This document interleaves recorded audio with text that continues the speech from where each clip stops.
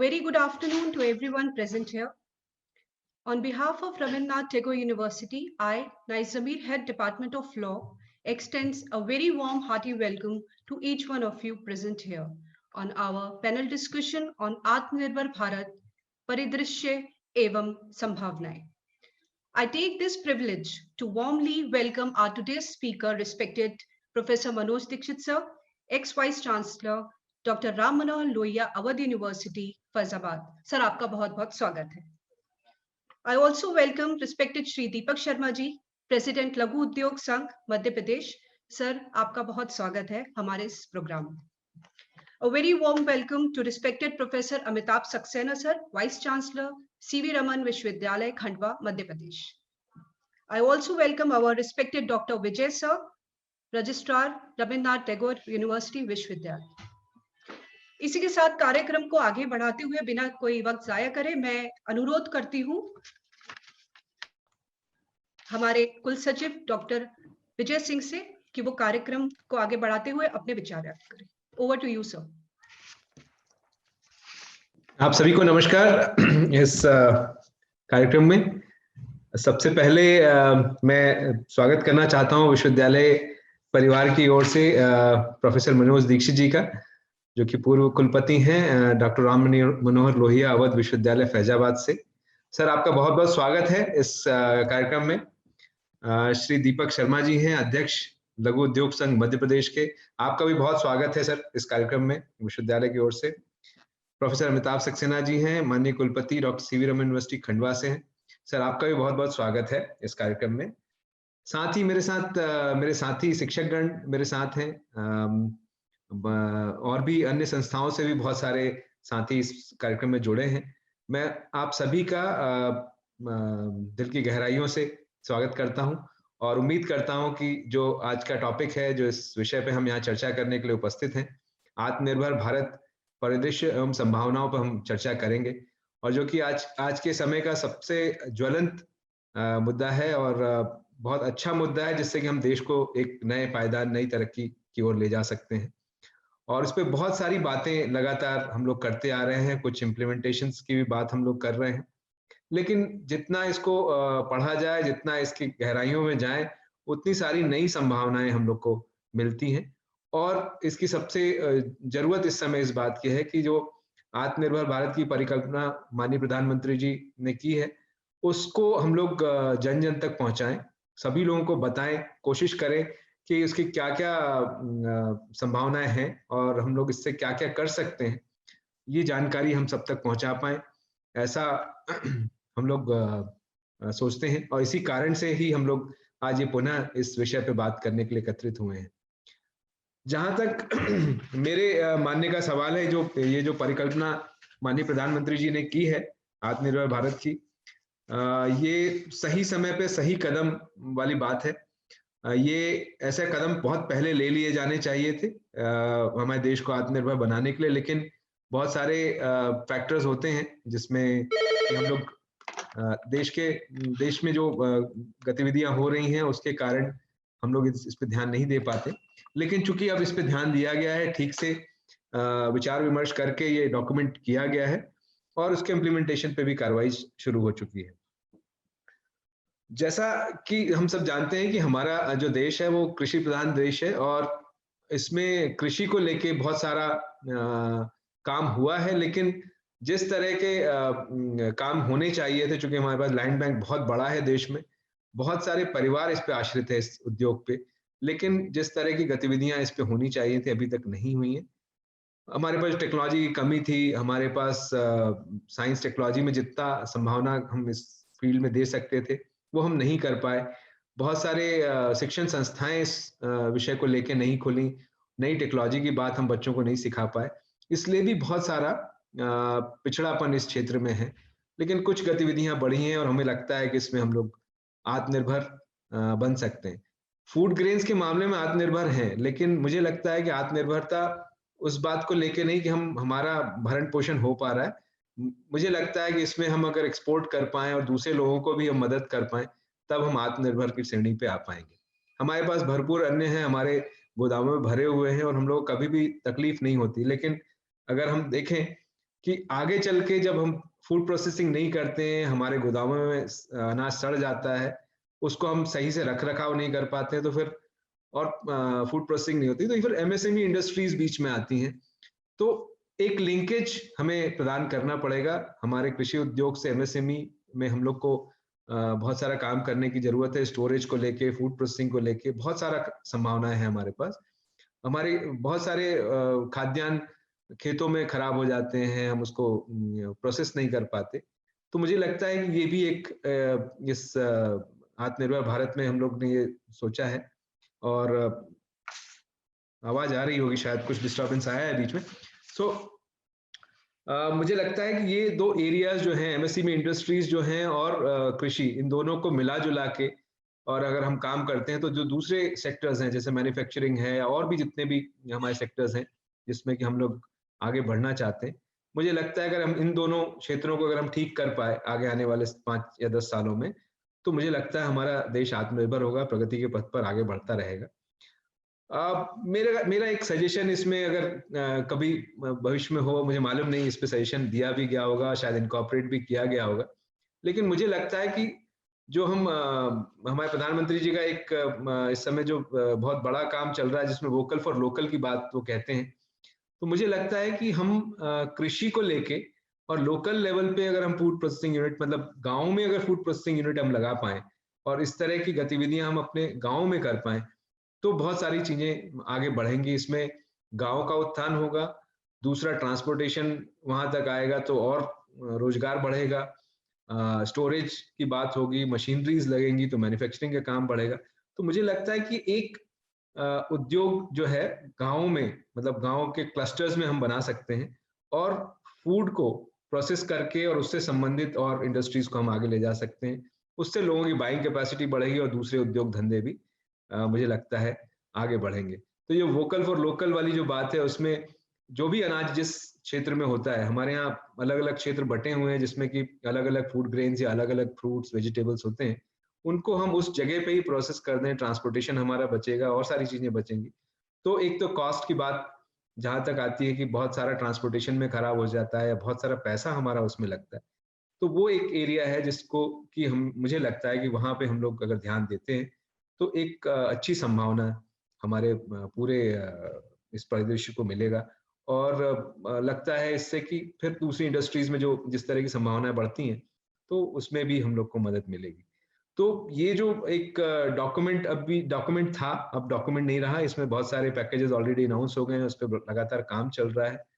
तो इस तरह का परिदृश्य जो बना है जिसमें कि बहुत सारी चीजों को जो पहले बहुत कठिन था काम करना और एक एक चीज के लिए बहुत लंबा समय लिया जाता था, लगभग सिंगल विंडो सिस्टम पे आ गई हैं और डिपार्टमेंट्स केंद्रित हैं इस काम को करने के लिए। तो अगर वो करते हैं और समय से हम लोग इसको इम्प्लीमेंट कर पाते हैं, तो मुझे लगता है कि हम जल्दी ही इस परिकल्पना को साकार कर पाएंगे और आत्मनिर्भरता की ओर बढ़ेंगे। इसमें जहां एजुकेशन इंस्टीट्यूशंस बीच में आते हैं, वहां मैं थोड़ी सी अपनी बात रखना चाहूंगा कि जब हम बात करते हैं एग्रीकल्चर की या मैन्युफैक्चरिंग की, इंजीनियरिंग की या फिर और दूसरी विधाओं की, तब हम अपने बच्चों को उस तरह से ट्रेन नहीं कर पा रहे हैं या हमारी जो शिक्षा पद्धति उसमें बहुत सारी खामियां थी।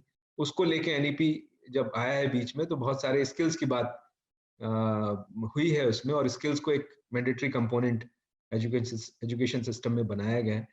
तो मुझे लगता है कि ये इसको भी ध्यान रखना चाहिए कि जो हमें इस परिकल्पना जो है, हम आत्मनिर्भर भारत की परिकल्पना को कैसे साकार करेंगे, उन विषयों को भी मुझे लगता है कि हम अपने पठन पाठन में शामिल करेंगे और हम लोग ने किया भी है। हम लोग विश्वविद्यालय में अगर हम देखेंगे तो अटल इंक्यूबेशन सेंटर है जिसमें कि आइडियाज जितने भी हैं बच्चों के, हम उनको इंक्यूबेट करते हैं और फंडिंग तक लेके जाते हैं और वो अपना उद्योग धंधा जो भी स्थापित करना चाहते हैं वो कर सकते हैं। इसके साथ साथ प्रधानमंत्री कौशल केंद्र भी विश्वविद्यालय में विद्यमान है, तो उसमें भी हम लोग लगातार बच्चों को स्किल्स की ट्रेनिंग दे रहे हैं। एग्रीकल्चर में हम लोग के पास बहुत अच्छा संस्थान है जिसमें कि बहुत सारे रिसर्च और बहुत सारे काम उस पर किया जा रहा है, जो वैसी स्पीशीज हैं जो कि लगभग खत्म होने के कगार पे, एक्सटिंक्ट होने के कगार पे, उन पे भी हम लोग काम कर रहे हैं।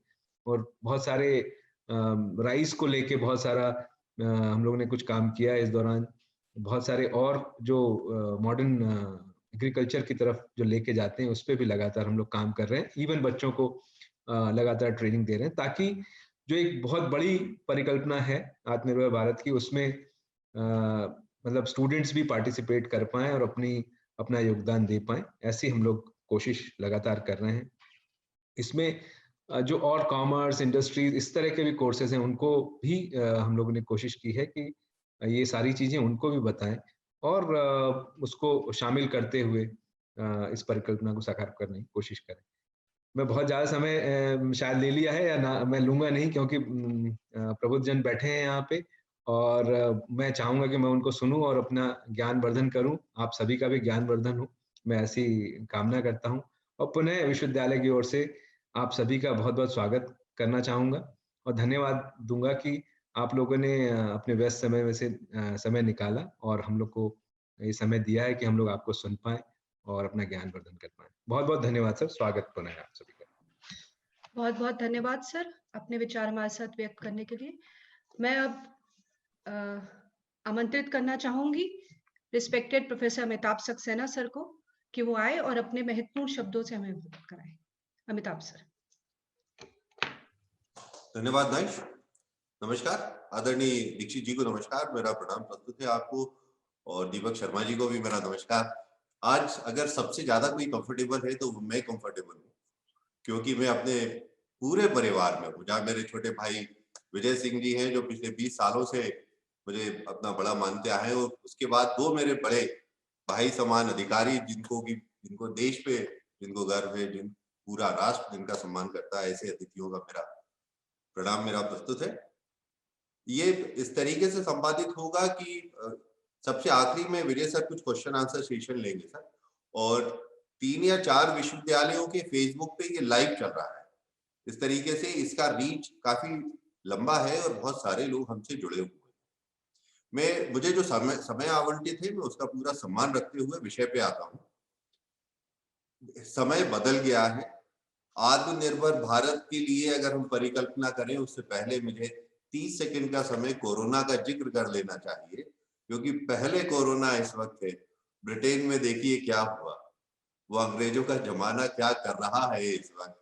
सोचिए, 30 देशों ने कल तक उनकी फ्लाइट बंद कर दी। कब सामान्य होगी दुनिया, जिसको न्यू नॉर्मल कहते हैं, वो कितने समय तक चलेगा, इसको मानिए। मेरा ये कहना है आप सारे शिक्षकों से, शोधार्थियों से, और जो प्यारे बच्चे यहाँ हैं, इसको ही नॉर्मल मानिए। इस खेल में मत पड़िए कि बहुत जल्दी से बदलने वाला है, और ये एक बहुत बड़ी, जिसको बोलते हैं ना, आपदा को अवसर बनाने का मौका है। मुझे ऐसी आपदा मिली होती तो शायद उस वक्त अगर मैं जॉब ढूंढ रहा होता या करियर बना रहा होता, तो बहुत बढ़िया अवसर है ये बड़ा ऐसा लगता है कि इस वक्त में कुछ बहुत अच्छा सा काम मैं कर सकता हूँ। इसलिए एक जगह ठहर के ये सोचिए कि जो ये परिस्थिति है, ये जनवरी में, फरवरी में, अप्रैल में बदल जाएगी और पुराना दौर आ जाएगा, ऐसा मुझे हाल फिलहाल नहीं लगता। इस परसेप्शन को मैं कैरी करते हुए अपनी बात आगे गए। इस वक्त शिक्षक को, शोधार्थी को और विद्यार्थी को क्या क्या जिम्मेदारियां हैं, संस्थान को ये एस्टैब्लिश करना चाहिए कि शिक्षक क्या करे, शोधार्थी क्या करे, और विद्यार्थी किस तरीके से अपना जीवन आगे ले जाए। देखिए, ये कोई रॉकेट साइंस नहीं है। मैं कोई रॉकेट साइंस की बात नहीं करने वाला। यहाँ जितने भी अतिथि हैं, वो भी कोई रॉकेट साइंस की बात नहीं करने वाला। लेकिन ये जो अंधे और हाथी की कहानी है ना, उससे बाहर आना। हम अंधे और हाथी की कहानी है, किसी ने पैर पकड़ा तो उसने कुछ समझा, किसी ने कान पकड़ा हाथी का तो कुछ समझा, इससे भी बाहर आने की जरूरत है। हमें ये मानना पड़ेगा कि ये नया जो है, उसको हम कैसे अपनाएं। इसलिए मैं एक चीज कहता हूं यहाँ पे, जो साधारण है वही आज की तारीख में असाधारण है। हमारी साधारणता को असाधारणता मानिए और उसमें से कुछ ढूंढिए। जो शोधार्थी हैं या जो विद्यार्थी हैं, शिक्षक हैं, वो ये देखें कि उनका यूएसपी क्या है, वो उनकी खासियत क्या है, उसको और ठीक करें, उसको और, जिसको हम बोलते हैं ना फिनिशिंग करने की जरूरत है, उसकी और फिनिशिंग करें, उसमें से कोई आइडिया निकाल के लाएं और उस आइडिया को प्रोडक्ट में बदलें।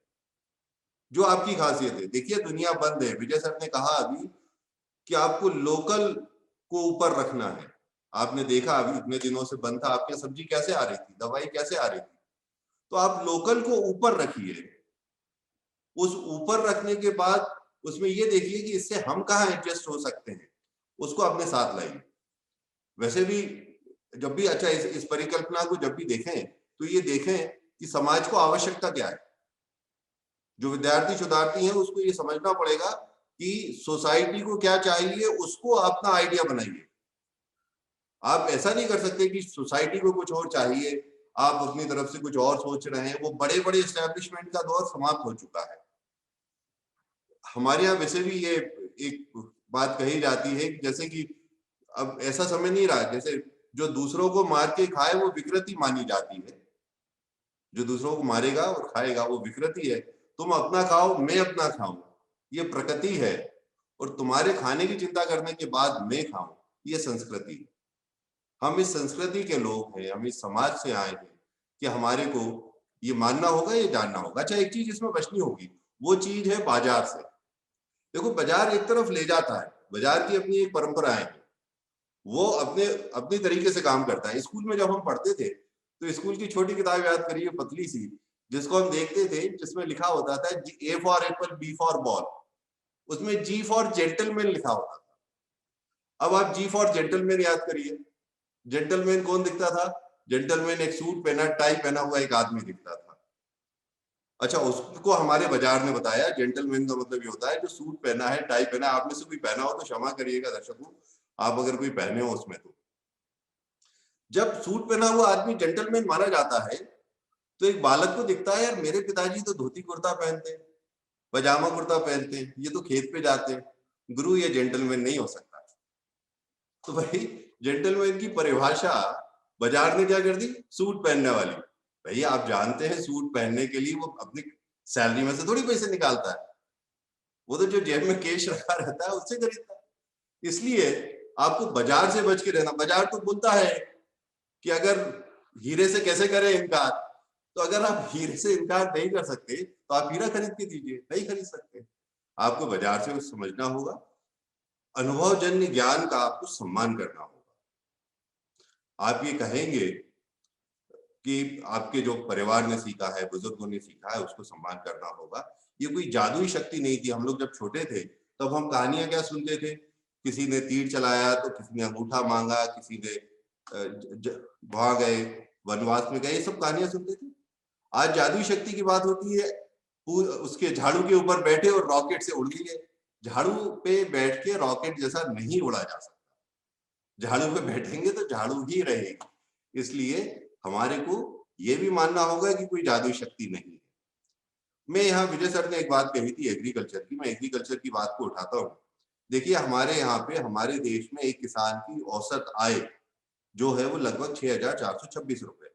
पंजाब के किसान की आय 18,000 के ऊपर है, तो पश्चिम बंगाल के किसान की आय 3,280 रुपए। अगर ये औसत आय 6,426 है पूरे राष्ट्र की, इसका मतलब है कि प्रतिदिन की उसकी आय 214 रुपए। इसका मतलब है कुछ प्रोसेसिंग की आवश्यकता है, कुछ जानवर जो होते हैं, पशु लोग जो होते हैं, उनके माध्यम से हम कुछ कमा सकते हैं, उसकी आवश्यकता है। हमारे को पूरा ही, क्योंकि देश की जब आजाद हुआ था ना तब 80% आबादी कृषि में थी, आज लगभग 50% आबादी है। और देखिए, जिसको हम सुधार कहते हैं वो सुधार नहीं है। 91 तक कृषि ने बहुत ग्रोथ की। 91 से 2020 या 21 के मुहाले पे 2 दशक हो गए हैं, किसान की आय लगभग वही है, क्योंकि 91 में जो सुधार हुए उससे कृषि को पीछे धकेल दिया। 91 के जो करेक्शन थे वो इंडस्ट्री की तरफ करेक्शन थे। भाई आप आज के, हम लोग बात करते हैं टेक्नोलॉजी की, टेक्नोलॉजी चेंज कर दीजिए, लेकिन लॉ भी बदलना पड़ेगा। आज भी हमारे देश का कानून खिलौनों की मैन्युफैक्चरिंग को, इंडस्ट्री को अलाउ नहीं करता। अब आप बताइए, खिलौनों की मैन्युफैक्चरिंग को, इंडस्ट्री को अगर अलाउ नहीं करेंगे तो चाइना के खिलौने आपके यहाँ बिकेंगे। आपको इंडस्ट्रीज को अलाउ करना होगा। इंडस्ट्री क्या करेगी? 91 में आपने बाजार पूरा खोल दिया, उसमें अमेजन इंडिया आ गया, तो आप अमेजन को देखेंगे कि फिर आप अपने व्यवसायियों को देखेंगे? 91 के बाद से चूंकि नहीं चेंज हुआ, इसलिए उसको चेंज करना पड़ेगा। फूड प्रोसेसिंग की बात विजय सर ने करी है, फूड प्रोसेसिंग को बहुत जोर से लाना होगा। मैं 2-3 बातें विशेष रूप से कह देता हूँ। खेती में एक तो स्मार्ट टेक्नोलॉजी की जरूरत है, IoT की हम बात करते हैं। शिक्षकों को, शोधार्थियों को ये देखना होगा कि IoT कैसे किसानों तक पहुंचे। उसको IoT बोल के हम इतना कठिन बना देते हैं कि इससे किसान को लगता है नहीं भाई इसमें तो बहुत बड़ी टेक्नोलॉजी आ गई। इसलिए IoT की बात कैसे किसान तक पहुंचे, मैं आपको बोलता हूँ एक फसल ऐप है, एक स्टार्टअप है फसल, उसको देखिए। अगर एडवांस टेक्नोलॉजी की बात आती है तो कैसे ट्रैक्टर, क्रशर्स, थ्रेशर्स, लेवलर्स, ये कैसे किसान तक पहुंचेगा। इसमें कुछ स्टार्टअप्स है जैसे FAAS एक स्टार्टअप है, उसके बारे में अगर आप देखेंगे तो वो सारी सुविधाएं आपको किराए पे उपलब्ध कराने की बात करता है। सप्लाई चेन का एक बहुत बड़ा इशू है, सप्लाई चेन को भी करेक्शन लगाना होगा। मैं सिंपल सी 2-3 बातें कह के अपनी बात समाप्त करूंगा क्योंकि मेरा समय अब घंटी बजाने लगा है। पहली बात, सब कुछ कठिन नहीं है, आपको आपकी संभावनाओं के बीच में, आपकी उपलब्धियों के बीच में ही कुछ रचना होगा। आपको ये देखना होगा, बहुत कठिन मत मानिए। मैंने पहले कहा रॉकेट साइंस नहीं है, बहुत सामान्य सा समय है, उसमें आप कैसे लोकल रहते हुए कुछ हासिल कर सकते हैं। देखिए, इसमें एक बात और ध्यान रखिएगा, विदेशी सामान मत खरीदिएगा। हिंदुस्तान में अगर मनी रोटेट होगा, हिंदुस्तान में मनी रोटेट होगा तो वो 1 रुपया 10 रुपया होगा। विदेशी सामान विदेश चला जाएगा। जब आप लोकल फॉर वोकल की बात करते हैं तो आपको ये भी मानना होगा विदेशी लोकल नहीं है, इसलिए लोकल रहिए। और अगर हमने हिंदुस्तान के निर्माण करने का जिम्मा लिया हुआ है, उसमें आप भी सहभागी बनिए। 1/125 करोड़ हिंदुस्तान मैं हूं, तो 1/125 करोड़ हिंदुस्तान आप हैं। आप अपना हिंदुस्तान बनाइए, मैं अपना हिंदुस्तान बनाता हूं। मेरे को दिया हुआ समय समाप्त होता है, मैं आप लोगों के बीच में उपलब्ध हूं। सबका सम्मान, सबको नमस्कार। नमस्कार। बहुत बहुत धन्यवाद सर, अपने विचार हमारे साथ व्यक्त करने के लिए। अब इसी श्रृंखला में मैं कार्यक्रम को आगे बढ़ाते हुए हमारे आज के पहले मुख्य वक्ता श्री दीपक शर्मा जी का परिचय आपके साथ शेयर करना चाहूंगी, जो कि आप 1983 में गुजरात से इंजीनियरिंग करने के बाद 10 वर्षों तक शासन के विभिन्न प्रबंधकीय कार्य पदों पर कार्य किया। उसके साथ साथ मैनेजमेंट में गोल्ड मेडल के साथ पोस्ट ग्रेजुएशन किया।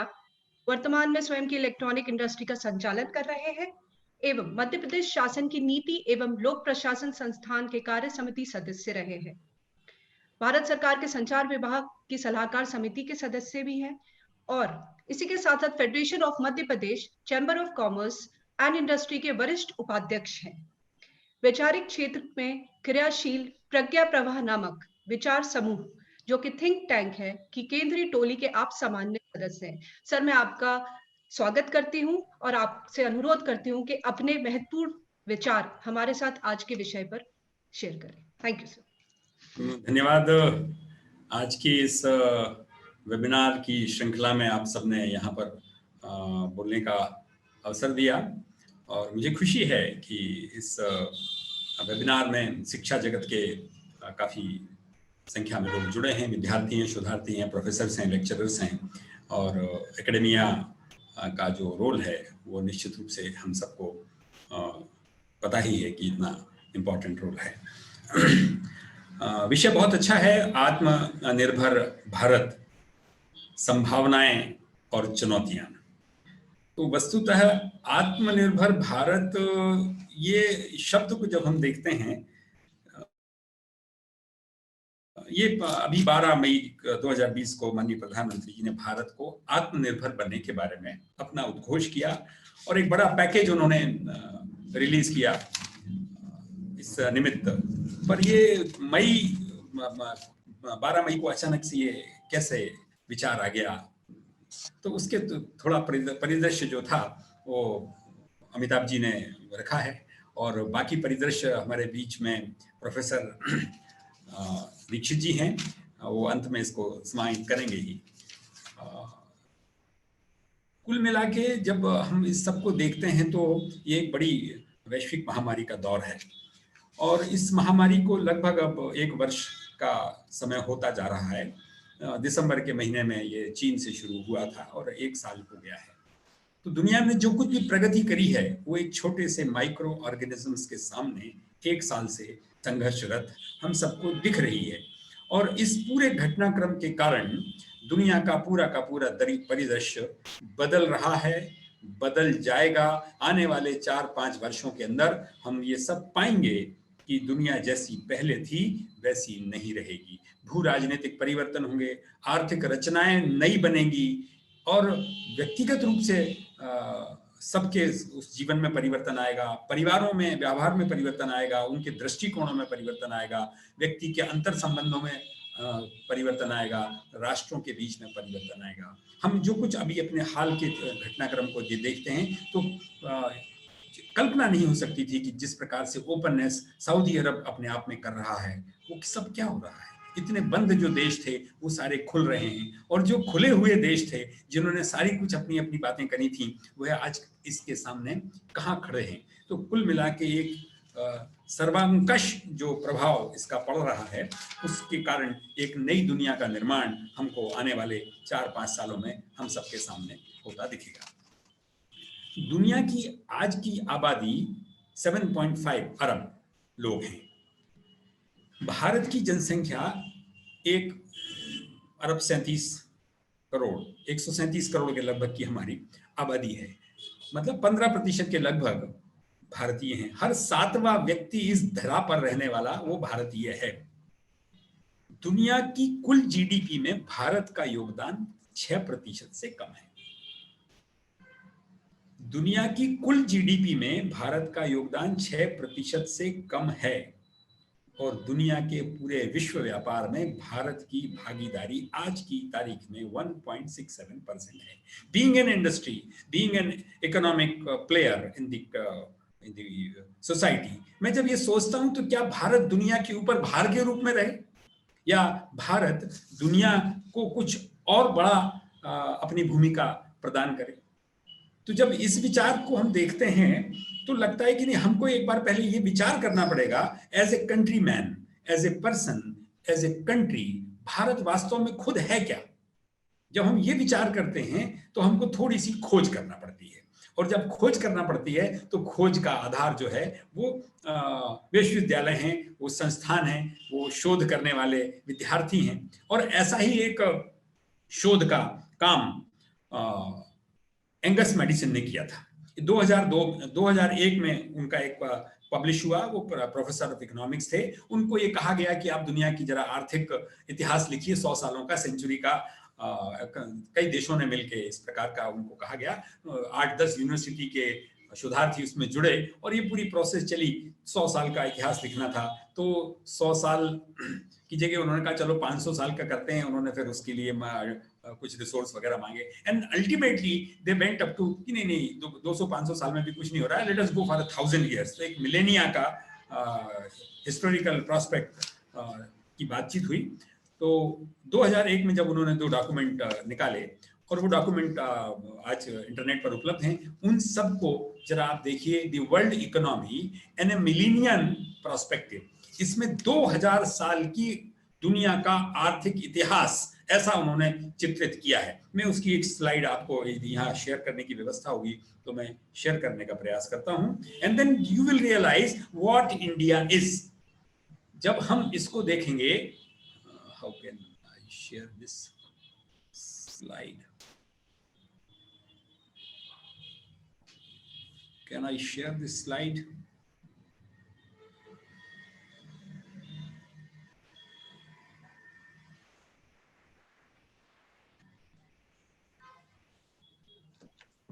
रमन अलाउ करो please. Raman, nice sharing allow करो। जी सर, जी सर। तो ठीक है, जैसे आती मैं स्लाइड उसको आता हूँ। विजय सिंह जी ने अभी शुरुआत में जब विषय रखा था तो उन्होंने कहा कि भारत एक कृषि प्रधान देश है। ऐसा ही कुछ थोड़ी सी साउंड जो है वो अमिताभ जी की बात से भी लगा। पर मैं ये बताना चाहता हूं कि भारत कृषि प्रधान तो था ही और है भी, पर भारत उद्यमी प्रधान भी था, भारत शिक्षा प्रधान भी था। भारत में सारे क्षेत्रों में प्रधानता अर्जित की, और ये प्रधानता जो थी means we were the supreme in almost all the sector of the economy, all the sector of the society, including the manufacturing, including the education, including the trade, etcetera etcetera etcetera. और यह स्थिति भी हम नहीं कह रहे हैं, ये स्थिति अब इस शोध करने के उपरांत ये जो डॉक्यूमेंट आया है वो आया है। Is it possible to share now? Allow है भाई साहब, अलाउ है। Yes, sir.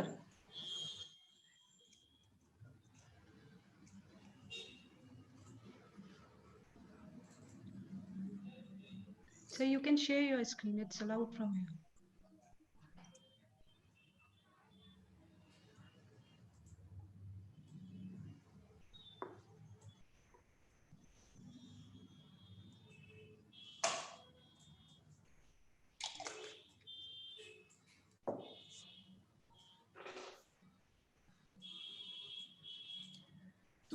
Anyway I don't know ये क्यों आपके उस पे ओपन नहीं हो रही है।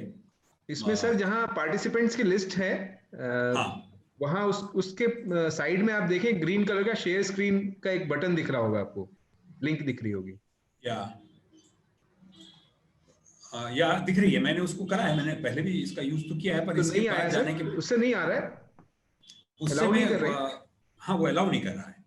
एनीवे अच्छा, मैं चेक कर तो एंगस मेडिसिन क्या कहते हैं, let us come to the because time is short. So Angus Maddison ने 2000 साल की दुनिया की आर्थिक चित्रण किया और वो बड़े आश्चर्यजनक रूप से वो डेटा एक ग्राफ के रूप में दिख रहा है उसमें कि 00 से लेकर 1500 तक, मतलब लगातार 1500 वर्षों तक दुनिया की यदि कोई सबसे बड़ी अर्थव्यवस्था थी तो उसका नाम था भारत।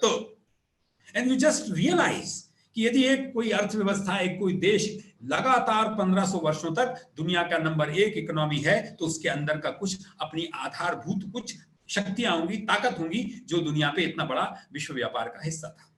देन अनदर 1500 से लेकर 1700 तक अनदर 200 इयर्स भी वो देखते हैं तो वो दिखता है कि उसमें आइदर इंडिया और China are the world economic leader. तो लगातार 1700 सालों तक यदि ये भारत दुनिया में विश्व का सबसे बड़ा हिस्सेदार था, 45% से लेकर 36% तक यह व्यापार का जब हिस्सा था, इतनी हमारा कंट्रीब्यूशन था, तो कुछ तो हमारा रहा होगा। और जब ये कुछ हमारा रहा होगा तो यदि आज ये यूरोपियन एक अर्थशास्त्री दुनिया को बताता है, वो दुनिया के सारे अर्थ जगत को जानकारी देता है, तो क्या भारत की युवा पीढ़ी को इस सब को आत्मसात नहीं करना चाहिए कि हमारा जो इतना गौरवपूर्ण, बहुत ज्यादा पुराना नहीं है, हम महाभारत कालीन और रामायण कालीन बात नहीं कर रहे, it is the current era. तो 1700 के बाद ऐसा क्या हो गया कि हम 250 साल में कहां से कहां आ गए। हम जहां 45% पे थे वहां हम आज 2% वर्ल्ड व्यापार में भी नहीं हैं। जिस चीज के हमको $3.5 देना पड़ते थे $1 के आजादी के समय, आज $76 देना पड़ रहे हैं। ये जरा विचार करने के विषय हैं। तो हम क्या थे, निश्चित रूप से हम वह वापस बन सकते हैं। यह आत्मनिर्भर भारत जो है ये दर्शाने की बात करता है कि यस वी कैन डू।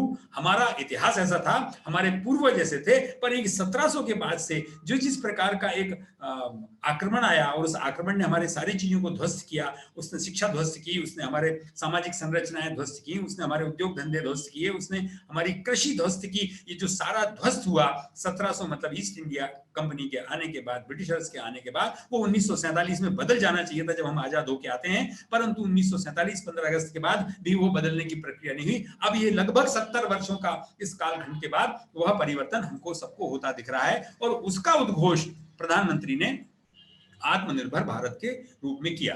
तो आत्मनिर्भर भारत तो बनना ही है, क्योंकि भारत की प्रकृति है कि वो दूसरों पर आश्रित नहीं रह सकता। वो अपने आप के उत्पाद को, अपने आप के इंटेलेक्ट को, अपने आप के श्रम को, अपने आप की बुद्धि से दुनिया के कल्याण का मार्ग प्रशस्त करेगा। यह भारत की नियति है। अब यह रास्ता जो दिया गया है, ये जो बताया गया है, उसके यदि मैं उस दृष्टि से देखता हूं तो 5 स्तंभों पर ये आत्मनिर्भर भारत का पूरा ढांचा जो है वो खड़ा है। एक है अर्थव्यवस्था। तो अर्थव्यवस्था में सरकार की तो रूप में जो कुछ करना है वो सरकार कर रही है। उसने 20 लाख करोड़ का पैकेज उन्होंने इस इकोनॉमी को कोविड के दौर में के रूप में उन्होंने दिया है, पर उसमें अब इंक्रीमेंटल जंप की के बजाय उसमें हमको क्वांटम जंप की आवश्यकता है। जब वो क्वांटम जंप होगी तब इकोनॉमी हमारी बहुत तेजी से बढ़ेगी, तो सारी चीजें उसमें समाहित होंगी। दूसरा है आधारभूत संरचनाएं। पूरे देश का इंफ्रास्ट्रक्चर जो है वो इंफ्रास्ट्रक्चर फिजिकल ट्रांसपोर्ट का इंफ्रास्ट्रक्चर है, वाटरवेज का इंफ्रास्ट्रक्चर है, एयरवेज का इंफ्रास्ट्रक्चर, टेलीकॉम का इंफ्रास्ट्रक्चर है, all kinds of infrastructure including the industrial infrastructure. ये पूरा का पूरा रिवैम्प करने की आवश्यकता है, और ये बिना समय गवाए हुए भारत सरकार को भी करना है और उसको पूरे के पूरे को एडॉप्ट भी करना है, इंडस्ट्री को एडॉप्ट करना है, सोसाइटी को एडॉप्ट करना है, उसमें अपने आप को झोंकना है। तीसरा स्तंभ, तीसरा पिलर ऑफ दिस आत्मनिर्भर भारत जो मुझे लगता है वो है एडमिनिस्ट्रेटिव सिस्टम, तंत्र। जो पूरा सरकारी ढांचा तंत्र बना है वो ई गवर्नेंस के माध्यम से अब आने वाले समय में टेक्नोलॉजी ड्रिवन बने, और वो बनना ही पड़ेगा। इससे ही पारदर्शिता आएगी, इससे ही करप्शन का सिस्टम खत्म होगा, और भारत पर विश्वास दुनिया का भी होगा। हम नहीं कर पाएंगे, हम नहीं करेंगे तो दूसरे तो अन्य लोग करेंगे ही, इसलिए वो भी बहुत जल्दी हमको पिकअप करना पड़ेगा। And the fourth pillar is the population. Population जैसा सब कह रहे हैं, तो पॉपुलेशन को दो हिस्से हैं। एक तो हम उसको मार्केट समझ लें, वो डिमांड समझ लें हम उसको कि इतना बड़ा बाजार है, तो ये बाजार विश्व के लिए बाजार है या अपने आप के लिए बाजार है। ये ऐसी जनसंख्या दुनिया में आज की तारीख में किसी देश के पास नहीं है। ये 18 से 35 वर्ष की आयु की जनसंख्या, ये हमारी सबसे बड़ी ताकत है। ये हमारी कार्यशील कर्मशील पूंजी है। किसी इंडस्ट्री को चलाने के जिस प्रकार से वर्किंग कैपिटल लगती है, वैसे देश को चलाने के लिए, आगे रन करने के लिए उसके पास कर्मशील पूंजी की आवश्यकता है, और उस कर्मशील पूंजी के रूप में ये इतना बड़ा हमारे पास समूह है। इस आयु वर्ग का 60% of the total population as of now is the segment of 18 to 35 years age. ये आने वाले 50, 60, 100 सालों तक ये हमको इसका डिविडेंड मिलेगा। अब ये यदि हैं तो इनके हाथ में शक्ति चाहिए, इनके हाथ में रोजगार चाहिए, इनके हाथ में वे सारी चीजें चाहिए जिससे ये अपना योगदान देश की अर्थव्यवस्था में दे सकें, खड़ा हो सकें। तो एक मानसिकता के रूप में हमको निश्चित रूप से रोजगार सीकर, हमको एम्प्लॉय बनने की बजाय रोजगार प्रदाता यह बनने के बारे में अपना माइंडसेट तैयार करना चाहिए। यह हमारे इस समय की मांग है। And the fifth pillar of the आत्मनिर्भर भारत इज द डिमांड। यदि 137 करोड़ लोग इस अकेले भारत में रहते हैं, आसपास का जो हमारा पूरा अखंड भारत का हिस्सा है जिसको हम भारतीय उपमहाद्वीप कहते हैं, पाकिस्तान में ला लें, बांग्लादेश में ला लें और थोड़ा सा विस्तार कर लें, उनकी और अलग नीड्स हैं, उनकी सबकी पूर्ति किसको आज आवश्यकता के रूप में, सबको रोटी चाहिए, सबको कपड़ा चाहिए, सबको मकान चाहिए, सबको जीवन के लिए कंफर्ट्स के लिए प्राप्त होने वाले साधन चाहिए, गाड़ियां चाहिए, सबको अपना वो चाहिए। तो ऐसा कौन सा क्षेत्र है जिसमें नया करने की आवश्यकता नहीं है? टेक्नोलॉजी अपनी तेज गति से बढ़ रही है, उस टेक्नोलॉजी का उपयोग हम कैसे अलग हिस्सों में करें, उसकी आवश्यकता गवर्नेंस में तो है ही है, पर उसकी आवश्यकता हर ट्रेड में है, हर काम में है। कृषि में क्या आवश्यकता है? न्यूनतम पानी से अधिकतम फसल कैसे ली जा सकती है, हम उसकी प्रोसेसिंग कर सकते हैं, हम उसका पैकेजिंग कर सकते हैं, हम उसके छोटे छोटे वीडियो बना सकते हैं, हम उसकी ग्लोबल मार्केटिंग कर सकते हैं with the increased electronic platforms, marketing platform etcetera etcetera. ये सारा का सारा हो गई। अब इसको कितनी तेजी से अडॉप्ट करेंगे, वो सारे रिफॉर्म्स आएंगे और लोग उसको लेंगे। आज से 5 साल पहले ये नहीं होता था कि आप घर पे बैठकर मोबाइल से ऑर्डर करेंगे और सामान घर आ जाता था। आज it is new normal, it is going to be new normal in all kinds of walks of life. वो चाहे वो कृषि हो, चाहे वो टेक्सटाइल हो, चाहे वो फूड प्रोसेसिंग हो, चाहे वो मैन्युफैक्चरिंग हो, और ये सारा का सारा होना ही है। इसमें कोई अतिशयोक्ति नहीं है। एक विचार करके देखिए, ये विवेकानंद एक शिप से जब शिकागो की यात्रा कर रहे हैं और उसी शिप में जब JRD टाटा बैठे हैं और जब उनका वार्तालाप उसमें होता है तो विवेकानंद उनसे पूछते हैं कि कहाँ जा रहे हो? तो कहते हैं मैं जापान जा रहा हूँ, वहां पर स्टील का कारखाना लगाने का मेरा विचार है। एंड द पर्सन जिसने पूरे देश की पदयात्रा करी थी वो JRD टाटा से कहता है कि हाँ, जहां ज्ञान मिले, जहां टेक्नोलॉजी मिले, दुनिया में जाना चाहिए, ज्ञान कहीं से भी लेना चाहिए, परंतु उसका उपयोग अपने देश के लिए कर सकोगे तो ज्यादा अच्छा है। क्योंकि मैंने अपनी पदयात्रा के दौरान इस पूरे भारत की जब परिक्रमा करी तो मैंने देखा गांव-गांव में छोटे-छोटे लोग अपनी कृषि की आवश्यकताओं के लिए अपने ही गांव में वह सारे लोहे के औजार, हथियार, बैलगाड़ी के पहिए आदि सब बनाते हैं। And they have the local technology to bring the ore, iron ore to the heat of desired requirement. ये जो सारी प्रक्रिया उन्होंने उनको कही और वो तो अपनी यात्रा पर निकल गए। जेआरडी टाटा को लगा कि हाँ ये तो हो सकता है। तो जो भाव स्वदेशी का वही भाव आत्मनिर्भर का है कि यदि अपने पास कुछ अच्छा है तो उसका उपयोग हम हमारे लिए करें, जो कुछ भी दुनिया में अच्छा है उसको लाके ट्रांसफॉर्म करें और वो सारा का सारा, क्योंकि हमको ये निश्चित रूप से मालूम है कि भारत की मेधा, भारत की बुद्धि, भारत का युवा इन सब चीजों को बहुत अच्छे से एडॉप्ट कर सकता है और उसको ट्रांसफॉर्म कर सकता है और उसको अंतःकरण में ये भाव हमेशा बना रहता है कि मैं जो कुछ भी कर रहा हूँ यह दुनिया के भले के लिए कर रहा हूँ, किसी के शोषण के लिए नहीं कर रहा हूँ। तो ये सारा का सारा परिदृश्य बदलने की पूरी परिस्थितियां आज हमारे सबके सामने हैं। मुझे लगता है कि बस उनका एक व्यावहारिक पक्ष हमको जरूर देखना पड़ेगा। दुनिया में जितनी कारें हमारे देश में बिकती हैं उसका 60% से अधिक हिस्सा विदेशी कारों का है। नाम भले कुछ भी होगा पर उनकी सारी की ओरिजिन कहाँ है, ये विचार करने की चीज है। Shoe polish, 90% shoe polish cherry है या रॉकेट एंड कोलमैन की है। आज हम जितने कॉस्मेटिक्स यूज करते हैं वो सारे कॉस्मेटिक्स का बड़ा हिस्सा विदेश जाता है। तो ये जो सारी चीजें हैं इनका जरा पुनराकलन करना है। थोड़ा बहुत लगता है कि एक फेज के रूप में थोड़ी बहुत गुणवत्ता आज नहीं दिख रही होगी, परंतु गुणवत्ता प्राप्त हो जाएगी। इस कोविड ने हमको ये भी सिखाया है the cost of life less and the cost of life style is more. तो लाइफ स्टाइल जो है वो हमारे लिए एडिशनल चीज है, पर लाइफ जो है वो इंपॉर्टेंट है। तो लाइफ के करने के लिए जितनी भी चीजें आवश्यकता हैं, हम यदि लाइफ स्टाइल की चीजों को थोड़ी सी कमी करेंगे या उनका भारतीयकरण करके हम उपयोग करेंगे तो हमारी खुद की डिमांड को हमारा खुद का समाज उसको खड़ा कर सकेगा। और आज के समय की आवश्यकता है कि वी शुड थिंक फॉर, हमको VLEs, विलेज लेवल एंटरप्रेन्योर्स, यह खड़े करना होंगे, ये देखना होगा। क्योंकि अब आने वाला समय बहुत बड़े बड़े उद्योगों का समय नहीं है, वो कहीं भी नहीं है। ना तो बहुत बड़े बड़े आयुध बनने की आवश्यकता है, ना बहुत बड़ी बड़ी फैक्ट्रियों को इस प्रकार के उत्पादन की आवश्यकता लगेगी। सारे देशों को लोकल फॉर वोकल की आवश्यकता है। क्योंकि आप देखिए टेक्नोलॉजी कितना कुछ परिवर्तन लाने पे खड़ी है और वो टेक्नोलॉजी लोकल लेवल पर भी लोग बाग बना सकते हैं। यदि वो एक ड्रोन के माध्यम से लोकल पिक्चर बनाते हैं, शादी की कुछ बनाते हैं, तो वो ड्रोन का निर्माण यहाँ कर सकते हैं, उसका उपयोग कर सकते हैं। अभी आप सबने देखा होगा किस तरीके से एक साइंटिस्ट को एक गाड़ी में वो बैठे जा रहे थे और न्यूक्लियर साइंटिस्ट थे, उनको एक ड्रोन की मदद से उनको मार दिया गया। ये उसका दुरुपयोग है, परंतु ये विज्ञान है, ये टेक्नोलॉजी है। और उनके 20 सेंटीमीटर पास में उनकी बैठी हुई पत्नी को खरोंच तक नहीं आई। सो तो आने वाले समय के अयुद्ध वॉरफेयर भी जो हैं, वेपन्स हैं, वो सब इस टेक्नोलॉजी ड्रिवन ही होंगे। आप ये देख सकते हैं कि अजरबैजान और अर्मीनिया का युद्ध जिन्होंने थोड़ा कुछ समझा करा होगा, उसमें किस प्रकार के हथियारों का उपयोग हुआ।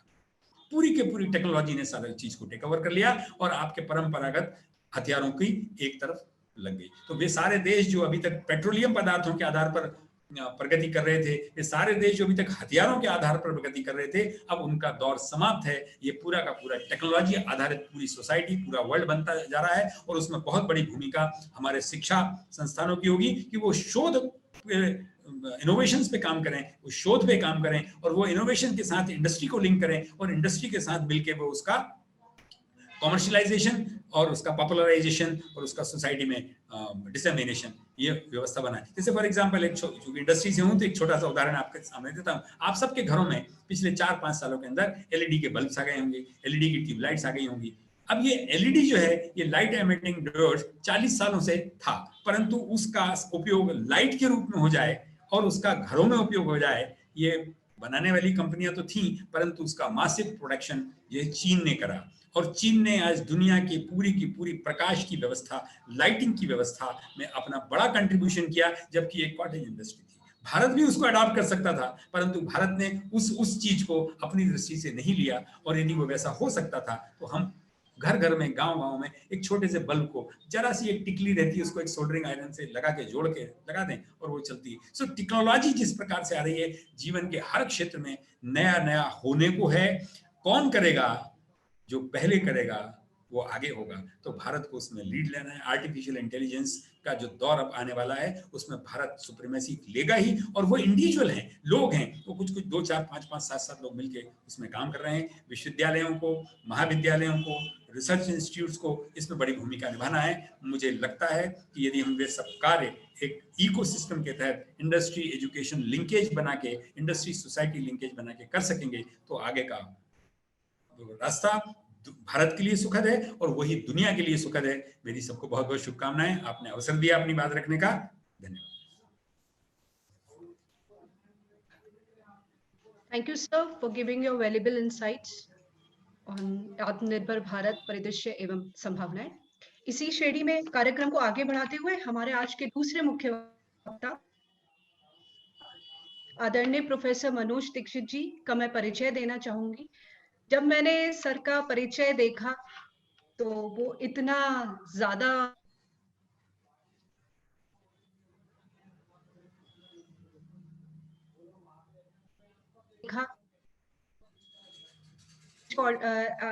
coordinator UGC SAP DRS 2 in public administration, and around 50 students has been awarded PhD under his supervision, and he has also delivered the lectures nationally as well as internationally, and he has also published various books on public administration and tourism management.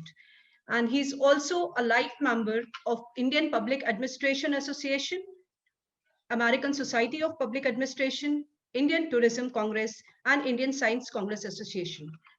Sir, आपका हमारे इस कार्यक्रम में बहुत बहुत स्वागत है। मैं सर को आमंत्रित करती हूं कि वो अपने महत्वपूर्ण विचार हमारे साथ आज इस कार्यक्रम में व्यक्त करें। Sir, over to you. Thank you Naish. आदरणीय प्रोफेसर अमिताभ सक्सेना जी, माननीय कुलपति विवेकानंद विश्वविद्यालय, माननीय दीपक शर्मा जी, डॉक्टर विजय सिंह जी, ढेर सारे participants, I think that number has already crossed 100। इसके अतिरिक्त जो फेसबुक लाइव के माध्यम से भी आप इसे प्रदर्शित कर रहे हैं या संप्रेषित कर रहे हैं, ऐसे सभी प्रतिभागियों को मेरा नमन है, प्रणाम है। अमिताभ जी का निर्देश ऐसा था कि मैं आज काशी में बैठा हुआ हूँ किसी कमरे में कि आज इस कार्यक्रम को करके ही जाना है, और इसके बाद माननीय मुकुल जी पटना की यात्रा पर निकल चुके हैं और मुझे अब लखनऊ की यात्रा प्रारंभ करनी है। ये विषय चूँकि ऐसा है जिस पर अब निरंतर विचार किया जा रहा है, हालांकि विचार से ज़्यादा आवश्यकता इसके ऊपर क्रियान्वयन करने की आ गई है।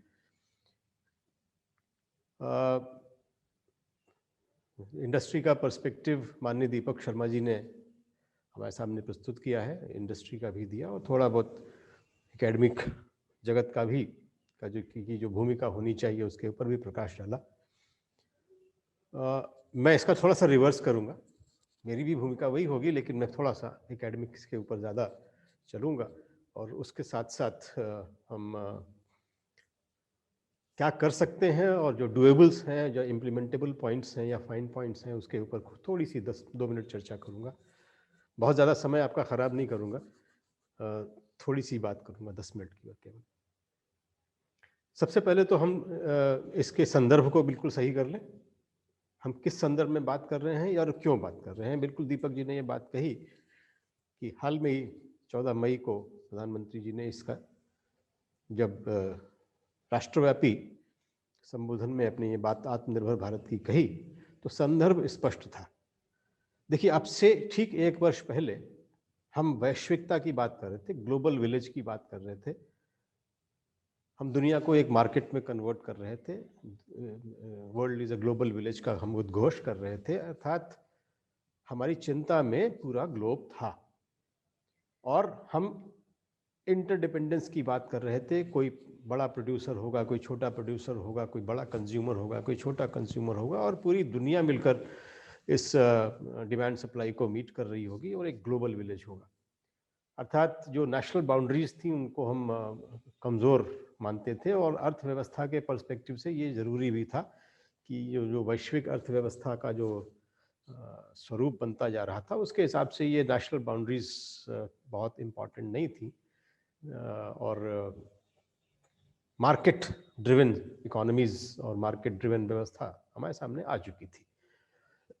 और इसी व्यवस्था को पोषित करने के लिए भी हमारी शिक्षा व्यवस्था चल रही थी। लेकिन जनवरी, फरवरी या मार्च, जो भी समय हम अपने हिसाब से चूज कर सकते हैं, में जब ये एक कोविड-19 जैसी एक अद्भुत संक्रमण ने हमें घेरा, और सबसे पहले उसने हमारे मूवमेंट्स को क्रिपल किया, हमारे शरीर के साथ साथ हमारे फिजिकल मूवमेंट्स को क्रिपल किया, और हम एकदम से बंद हो गए। हमें समझ में आ गया, दूसरा पर्सपेक्टिव या दूसरा संदर्भ समझ में आया कि न केवल नेशनल बाउंड्रीज इम्पॉर्टेंट हैं, बल्कि शायद अब तो जिलों और घरों की भी बाउंड्रीज इम्पॉर्टेंट हैं। जब हमें लॉकडाउन में रहने का निर्देश हुआ, लक्ष्मण रेखा खींची गई और उसका हमने अभ्यास भी किया, पालन भी किया, तो हमें समझ में आ गया कि ये रेखाएं अवास्तविक नहीं हैं बल्कि वास्तविक हैं। और तब उसके उत्तर ढूंढने के लिए भारत के पास बहुत सारे प्रश्न खड़े थे। सबसे बड़े ये प्रश्न खड़े थे कि हमारा हेल्थ केयर सिस्टम इस स्थिति में था ही नहीं कि वो इतनी विशाल बीमारी का सामना कर सके। हमारे पास पीपीई किट्स नहीं थे, हमारे पास सैनिटाइजर्स नहीं थे, हमारे पास ग्लव्स नहीं थे, हमारे पास कोई भी ऐसा साधन नहीं था जिससे इतनी बड़ी बीमारी जो अचानक से हमारे सामने खड़ी हुई थी उसका सामना कर सके। सबसे पहले हमने पीपीई किट्स का आयात किया, और वो दुर्भाग्य से चाइना से करना पड़ा, और वो बहुत सब स्टैंडर्ड क्वालिटी का सामान था। और हमने ये पता चल गया कि चाइना ने न केवल इस कोविड बीमारी को जन्म दिया है, बल्कि वो इसकी अर्थव्यवस्था को भी के लाभ उठाने की पूरी कोशिश कर रहे हैं। और तब प्रधानमंत्री जी को एक कठोर निर्णय लेना पड़ा, लॉकडाउन किया। और इस लॉकडाउन का सबसे बड़ा फायदा ये हुआ कि हम इस लॉकडाउन के दौरान भारत ने जो इस बीमारी को लेकर प्रत्युत्तर दिए, वह आत्मनिर्भर भारत का प्रारंभ था। दोबारा से प्रारंभ कह सकते हैं, एक फेज पहले गुजर चुका, लेकिन इस फेज की बात मैं कर रहा हूं। और वो ये हुआ कि जिस देश में मुश्किल से 2000 वेंटिलेटर्स की उपलब्धता हो पा रही थी, और वो भी क्रिटिकल केयर के लिए आवश्यक थे, वहाँ कोविड जैसी बीमारी के लिए लाखों वेंटिलेटर्स एक छोटे से पीरियड में तैयार हुए। लाखों टन हम लोगों ने सैनिटाइजर्स का उत्पाद कर डाला, पीपीई किट्स हमने बना डाली, उसकी वैरायटीज बना डाली, और उसकी हर चीज़ डेवलप कर ली। हमने इनोवेशंस भी करके उस हेल्थ केयर सिस्टम को इस लेवल तक पहुंचा दिया। इसके साथ साथ हमने प्राचीन से वर्तमान को जो शिक्षण की जो बात थी कि हमने आयुर्वेद से लेसन सीख कर जनता के अंदर उसकी इम्यूनिटी को बढ़ाने का प्रयास किया, रादर देन उनको ट्रीट करने का प्रयास करना। और उस इम्यूनिटी का परिणाम ये निकला कि भारत में मृत्यु दर दुनिया में सबसे कम है। आज भी संक्रमण की संख्या 1 करोड़ पार कर सकती है, लेकिन मृत्यु दर हमने आज भी नियंत्रित रखी है। और उसका कारण हमारी मॉडर्न मेडिसिन नहीं है, बल्कि हमारा पारंपरिक ज्ञान है, जिसने हमारी इम्यूनिटी को बढ़ाया है। हमारा खान पान है, हमारी सोच के अंदर जो हमारी ट्रेडिशनल नॉलेज सिस्टम से जो मिली हुई चीज़ें हैं, उनका उपयोग करके किया है। आपने देखा होगा कि पहली बार भारत सरकार में आयुष मंत्रालय ने औपचारिक रूप से अपनी वेबसाइट पर यह दिया कि इस काढ़े का सेवन करने से आपकी इम्यूनिटी बढ़ेगी और आप सुरक्षित रहेंगे। ये आपके पारंपरिक ज्ञान की बहुत बड़ी जीत थी। तो कोविड-19 जब आता है तो वो एक परिप्रेक्ष्य हमें देता है कि अब हमें ये सोच लेना चाहिए कि अगर ऐसी कोई बीमारी जो वैश्विक हो या रीजनल हो, दोनों ही तरह की हो सकती है, उस स्थिति में हम क्या आत्मनिर्भर हैं। आत्मनिर्भर, ये देखिए, आपने दीपक भाई ने बिल्कुल बात साफ कही थी कि हम अन्न के क्षेत्र में आत्मनिर्भर हैं। अमिताभ भाई ने भी ये बात कही थी कि अन्न के क्षेत्र में हम आत्मनिर्भर हैं। तो हम किस आत्मनिर्भरता की बात कर रहे हैं? अन्न के क्षेत्र में आत्मनिर्भर होने के बाद भी हम अन्य क्षेत्रों में आत्मनिर्भर नहीं थे। जीवन जीने के लिए आवश्यक वस्तुओं का उत्पाद हम अपने लिए नहीं कर पा रहे थे, जिसका लाभ अन्य देश उठाने की कोशिश कर रहे थे। और उस आत्मनिर्भरता का कॉन्सेप्ट हमें यहाँ पर करना हुआ। तो आत्मनिर्भरता के क्षेत्र जो जिनके ऊपर हम चर्चा कर सकते हैं, मैं ज़्यादा क्षेत्र तो नहीं, लेकिन कुछ क्षेत्रों को यहाँ पर मेंशन जरूर करना चाहूँगा, जहाँ पर ये कोर सेक्टर्स हैं जिनके लिए आत्मनिर्भर या सेल्फ रिलायंस मिशन के मोड में हमने इसको करना चाह रहे हैं, और जिसमें कुछ चीज़ें चीज़ों का वर्णन आदरणीय दीपक शर्मा जी ने भी किया। सबसे महत्वपूर्ण सेक्टर जिसमें हमें आत्मनिर्भरता चाहिए थी वो है हेल्थ केयर सिस्टम, और हेल्थ केयर सिस्टम और एमएसएमई मुझे लगता है कि इन्हें अपने को इनका कोलैबोरेशन सबसे स्ट्रांग होना चाहिए। मैंने भारत सरकार को भी ये औपचारिक रूप से भी निवेदन किया और कई सारे सेमिनार और फंक्शंस में भी बात कही कि ये अवसर है भारत सरकार के लिए कि वो 50-60 हज़ार करोड़ रुपए का इन्वेस्टमेंट हेल्थ सेक्टर में एमएसएमई के माध्यम से करे और अपनी हर पीएचसी को इतना सक्षम बना दे कि भविष्य में कभी कोई ऐसी बीमारी आए तो आपके लिए कोई संकट ना खड़ा हो, पहली बात। और दूसरी बात, रोजगार के जो भयंकर अवसर कम हुए हैं वे हेल्थ सेक्टर में उत्पन्न हो, जिससे कि इससे भी कंपनसेट किया जा सके। ये एक अत्यंत बड़ी आवश्यकता है। दूसरा जो सेक्टर जिस पर हमें आत्मनिर्भरता चाहिए वो एग्रीकल्चर सेक्टर, तो मैं नहीं कहूँगा कि एग्रीकल्चर सेक्टर पर से में चाहिए, हाँ फूड प्रोसेसिंग में हमें आत्मनिर्भरता की वांछना अवश्य है।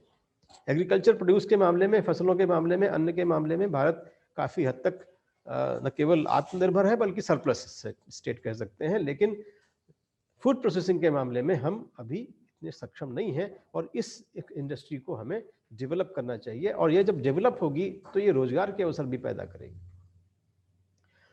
तीसरी बात जो बहुत इंपॉर्टेंट है, 1986 की न्यू एजुकेशन पॉलिसी का आप अगर संज्ञान लीजिए, इस पॉलिसी ने हमारा बहुत नुकसान किया। 1986 की पॉलिसी ने हमें ये कहा कि हमें रोजगार परक शिक्षा को बढ़ावा दिया जाना चाहिए, सभी लोग रोजगार पाएं ऐसी शिक्षा दी जा सकती है, और ऐसी शिक्षा देने की व्यवस्था हमने प्रारंभ कर दी। दुर्भाग्य से रोजगार के पीछे भागने वाली शिक्षा को हमने इतना अधिक प्रोत्साहित किया कि आज हमारे पास सिर्फ और सिर्फ बेरोजगार है, क्योंकि शिक्षा रोजगार के लिए नहीं हो सकती, ना होना चाहिए।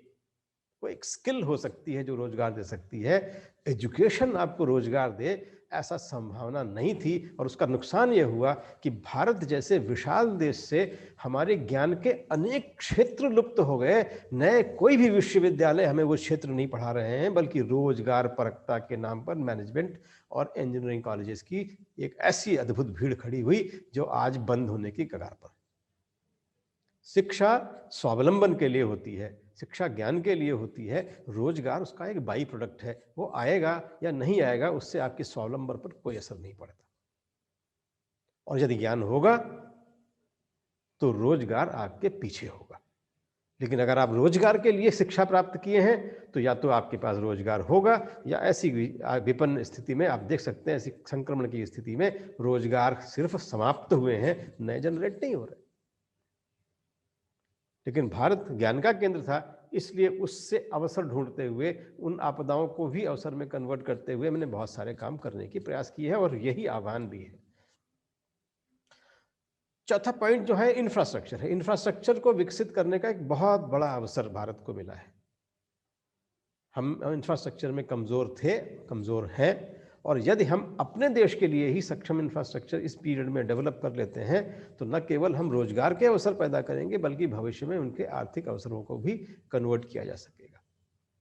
इसलिए मेरा ये आग्रह है कि जॉब और एजुकेशन सिस्टम को डीलिंक किया जाना चाहिए, सक्षम शिक्षा प्रदान की जाए, जॉब्स उसके बाद अपने आप आएंगे। लेकिन जो बात आप कह रहे थे, दीपक जी ने भी कही थी कि पिछले 1000 वर्षों में या पिछले 2000 वर्षों में भारत उद्योग का केंद्र था, जॉब्स का मार्केट नहीं था। और हम जब जॉब्स में कन्वर्ट होते गए तो हमारे उद्योग भी कम होते चले गए और हम कुल मिलाकर दूसरों पर डिपेंडेंट होते चले गए, और ऐसी डिमांड सप्लाई सिंड्रोम में फंस गए कि जहां पर सस्ती लेबर होने की वजह से चीन हमसे आगे है और हम लेबर और क्वालिटी के चक्कर में उनसे पीछे हो गए, और जॉब्स के लिए एजुकेशन को प्रोवाइड करने की दुष्चक्र में और गहरे तक फंसते चले गए। आज चीन भी आपके लिए जॉब्स के लिए पढ़ाई नहीं कराता। भारत का जो अध्ययन था, दर्शन था, वो सब समाप्त कर दिया हमने, क्योंकि हम तो जॉब्स चाहते थे, दर्शन से जॉब नहीं मिलता। इसलिए ये डीलिंक करने की आवश्यकता है।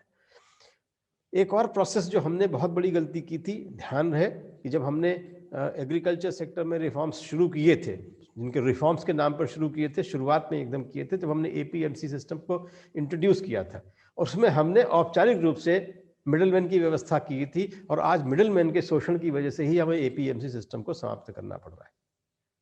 तो ये रिफॉर्म्स हमारे लिए इसलिए आवश्यक है कि यदि हमारा कृषक सक्षम नहीं होगा, यदि हमारा कृषक आत्मनिर्भर नहीं होगा, तो हमारा देश आत्मनिर्भर नहीं हो सकता। ध्यान रहे, प्रोड्यूसर केवल और केवल कृषक है, बाकी सब उसके विभिन्न प्रोड्यूसेस को कन्वर्ट करके अपने आप को प्रोड्यूसर्स कहते हैं, और हम उस ओरिजिनल प्रोड्यूसर की कीमत नहीं सही लगा पाए, इसलिए हमारी क्राइसिस अभी भी बढ़ी हुई है। इसी चीज को अगर आप लिंक करके देखें तो पूरे स्वातंत्र आंदोलन के दौरान गांधी जी और उनके सभी साथियों ने ग्राम स्वराज की बात की हुई थी। ग्राम स्वराज क्या था? एक आत्मनिर्भर गांव, एक आत्मनिर्भर समाज और एक आत्मनिर्भर देश का उत्पादन कर सकता है, यह व्यवस्था उस ग्राम स्वराज में थी। हमने अब क्या किया? अब 50% इकोनॉमी, जिसको हम जीडीपी का कहते हैं, वो शहर तथा कथित रूप से कंट्रीब्यूट कर रहा है, लेकिन प्रोड्यूस तो कुछ नहीं करता। यानी जो 100% प्रोड्यूस करता है उसका कंट्रीब्यूशन आधा हो गया, जो 100% से कुछ भी प्रोड्यूस नहीं करता है उसका कंट्रीब्यूशन भी आधा हो गया। ऐसी स्थिति में गांव को शहर शोषित ही करेंगे और शोषित कर रहे हैं। एक और बड़ी इंटरेस्टिंग चीज है, गांव में जो, उसको समानांतर तो मैं नहीं करूंगा, अनौपचारिक या इनफॉर्मल इकोनॉमिक सिस्टम, जिसको हम हाट बाजार कल्चर कहते हैं, भारत की पहचान रही है। हमने उसके डेटा भी कभी कंट्रीब्यूट करने के लिए नहीं रखे कि इतनी बड़ी व्यवस्था जो आज भी सक्षम रूप से चल रही है, जिसने इस गांव को सक्षम बनाए रखा, जिसने इस गांव को बचाए रखा। जब मूवमेंट्स नहीं थे तब भी बाजार हाट में आपको सामान मिल जा रहा। रिलेशनशिप मार्केट और हाट बाजार का कल्चर जो भारत की पहचान थी, वो भारत की पहचान का जो अनौपचारिक पक्ष है या इनफॉर्मल सेक्टर ऑफ इकोनॉमी है, वो हमारी ताकत है, वीकनेस नहीं है। और सरकारों को ही चाहिए कि इस ताकत को ताकत बनी रहने दें, इसे कमजोर न करें। ये आत्मनिर्भर भारत की पहचान है कि यदि गांव आत्मनिर्भर होगा तभी शहर भी आत्मनिर्भर होंगे। यदि हम कहें कि गांव, तो आज की तारीख में जिस गांव को हम गांव कहते हैं वो शहर का छोटा सौतेला बेटा समझ सकते हैं, लेकिन एक गांव जिससे हम अपने समझते हैं कि गांव की आवश्यकताओं की पूर्ति यदि ग्रामीण स्तर पर हो सके, जिसका जिक्र आपने भी किया था कि आयरन ओर को प्रोड्यूस करने की क्षमता गांव में स्वयं थी। अब वो शहर से क्यों आती है? इसलिए आती है क्योंकि वो आत्मनिर्भरता के कॉन्सेप्ट्स बदल गए हैं। चीन आज भी आत्मनिर्भरता की बात इसलिए कर पाता है कि उसने गांव-गांव में ये केंद्र विकसित कर दिए हैं। गांवों को शहर का छोटा भाई नहीं बनाया है, बल्कि गांवों को शहर का बड़ा भाई बना रखा है। वे वहां से प्रोड्यूस करते हैं, वे वहां से कंट्रीब्यूट करते हैं और अपनी क्षमता भर अपना काम के बल पर अपना धनार्जन भी करते हैं। इसलिए गांव भी बचे और शहर भी बचे। केवल अर्थव्यवस्था ही आत्मनिर्भरता का प्रतीक नहीं है। आर्थिक व्यवस्था, यानी हम केवल, अगर हम ये कहें कि हम आत्मनिर्भर होना चाहते हैं, तो क्या केवल आर्थिक रूप से आत्मनिर्भर होना चाहते हैं, या हम केवल औद्योगिक रूप से केवल आत्मनिर्भर होना चाहते हैं, या हम किस रूप में निर्भरता की बात करते हैं? ध्यान रखिए, जो विश्व के श्रेष्ठतम विकसित हो सकने वाले देश हैं आज की तारीख में, मैं विशेष रूप से उदाहरण देना चाहूंगा साउथ कोरिया का। दक्षिण कोरिया एक ऐसा देश है जो कि इसका श्रेष्ठतम एग्जाम्पल है, इसलिए मैं उसका एग्जाम्पल दे रहा हूं आपको, जहां पर उद्योग जगत ने सबसे ज्यादा इन्वेस्टमेंट एकेडमिक जगत में किया हुआ है। और वही आज सामने दिखता है कि क्वालिटी के मामले में, प्रोडक्शन के मामले में साउथ कोरिया ने आज जापान को भी दो हाथ दे रखे। वो कंपीट भी कर रहा है और बेहतर भी हो रहा है। आपको आश्चर्य होगा कि वहां जितनी भी बड़ी इंडस्ट्रीज हैं, सबने अपनी लैबोरेटरीज को अकेले या कंसोर्शियम बनाकर किसी न किसी विश्वविद्यालय के अंदर क्रिएट करा हुआ है। और उस क्रिएशन का लाभ ये हो गया कि जो बच्चा हम यहाँ पर प्रोड्यूस करते हैं, कि जब तक वो किसी विद्यालय या विश्वविद्यालय में है, वो प्रोड्यूस नहीं कर रहा है, वो इंडस्ट्री जानते ही नहीं कहाँ है। और जब इंडस्ट्री में जाता है तो इंडस्ट्री के लोग कहते हैं कि आप हमारे लिए मिसफिट हो, आपकी पढ़ाई लिखाई जो हुई है वो हमारे किसी काम की नहीं है, you are not fit for my industry. एक क्लासिकल मिसमैच हो रहा है हमारे पास। ये समस्या साउथ कोरिया ने सॉल्व कर ली। बच्चे के सामने ही वो इंडस्ट्री है और वो वेलकम करते हैं कि बच्चे न केवल वहाँ इंटर्नशिप करें बल्कि वहाँ घूमें, वहाँ फिरें, वहाँ इनोवेट करें, वहाँ की लैब्स का इस्तेमाल करें और अपने विचार दें। और उस विचार का लाभ ये होता है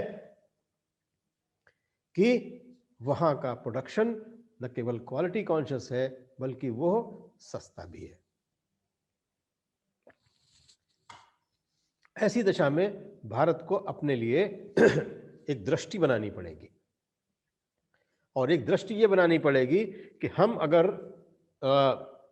ये सोचते हैं कि समाज समरस न हो तो आत्मनिर्भर हो जाएगा, नहीं हो सकता। समाज को समरस भी होना होगा, एकात्म भी होना होगा, परस्परावलंबी भी होना होगा और तब वो आत्मनिर्भर समाज बन पाएगा। ये ध्यान रखने की बात है। ये प्रक्रिया एक दूसरे से जुड़ी हुई है, जिसको हम परंपरा में कहते थे कि जब तक यज्ञ जीवित थे तब तक समाज समरस था, समाज एकात्म था, समाज एक दूसरे पर अवलंबित था और समाज आत्मनिर्भर था। तब हम आज भी, आपको जानकर खुशी हुई होगी, हम सभी एकेडमिक वर्ल्ड वालों को इस बात की खुशी होती है कि भारत के एक छोटे से गांव के अध्यापक को विश्व का श्रेष्ठतम अध्यापक डिक्लेयर किया गया। रणजीत बिस्ले को क्या किया था उस बार? उसने केवल एक इनोवेशन किया था कि समाज के अंदर लड़कियों की शिक्षा को लेकर क्या टेक्नोलॉजी का उपयोग किया जा सकता है, उसने किया और वो विश्व के 12,000 एप्लीकेशंस में से श्रेष्ठतम अध्यापक डिक्लेयर हुआ।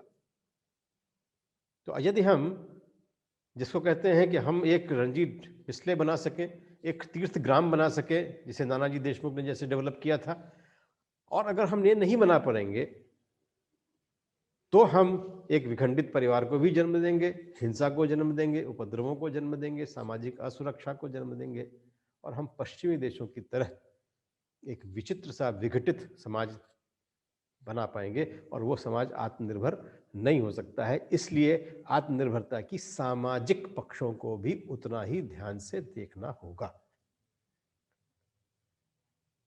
मुझे लगता है कि मैंने कमोबेश आप सभी की बातों का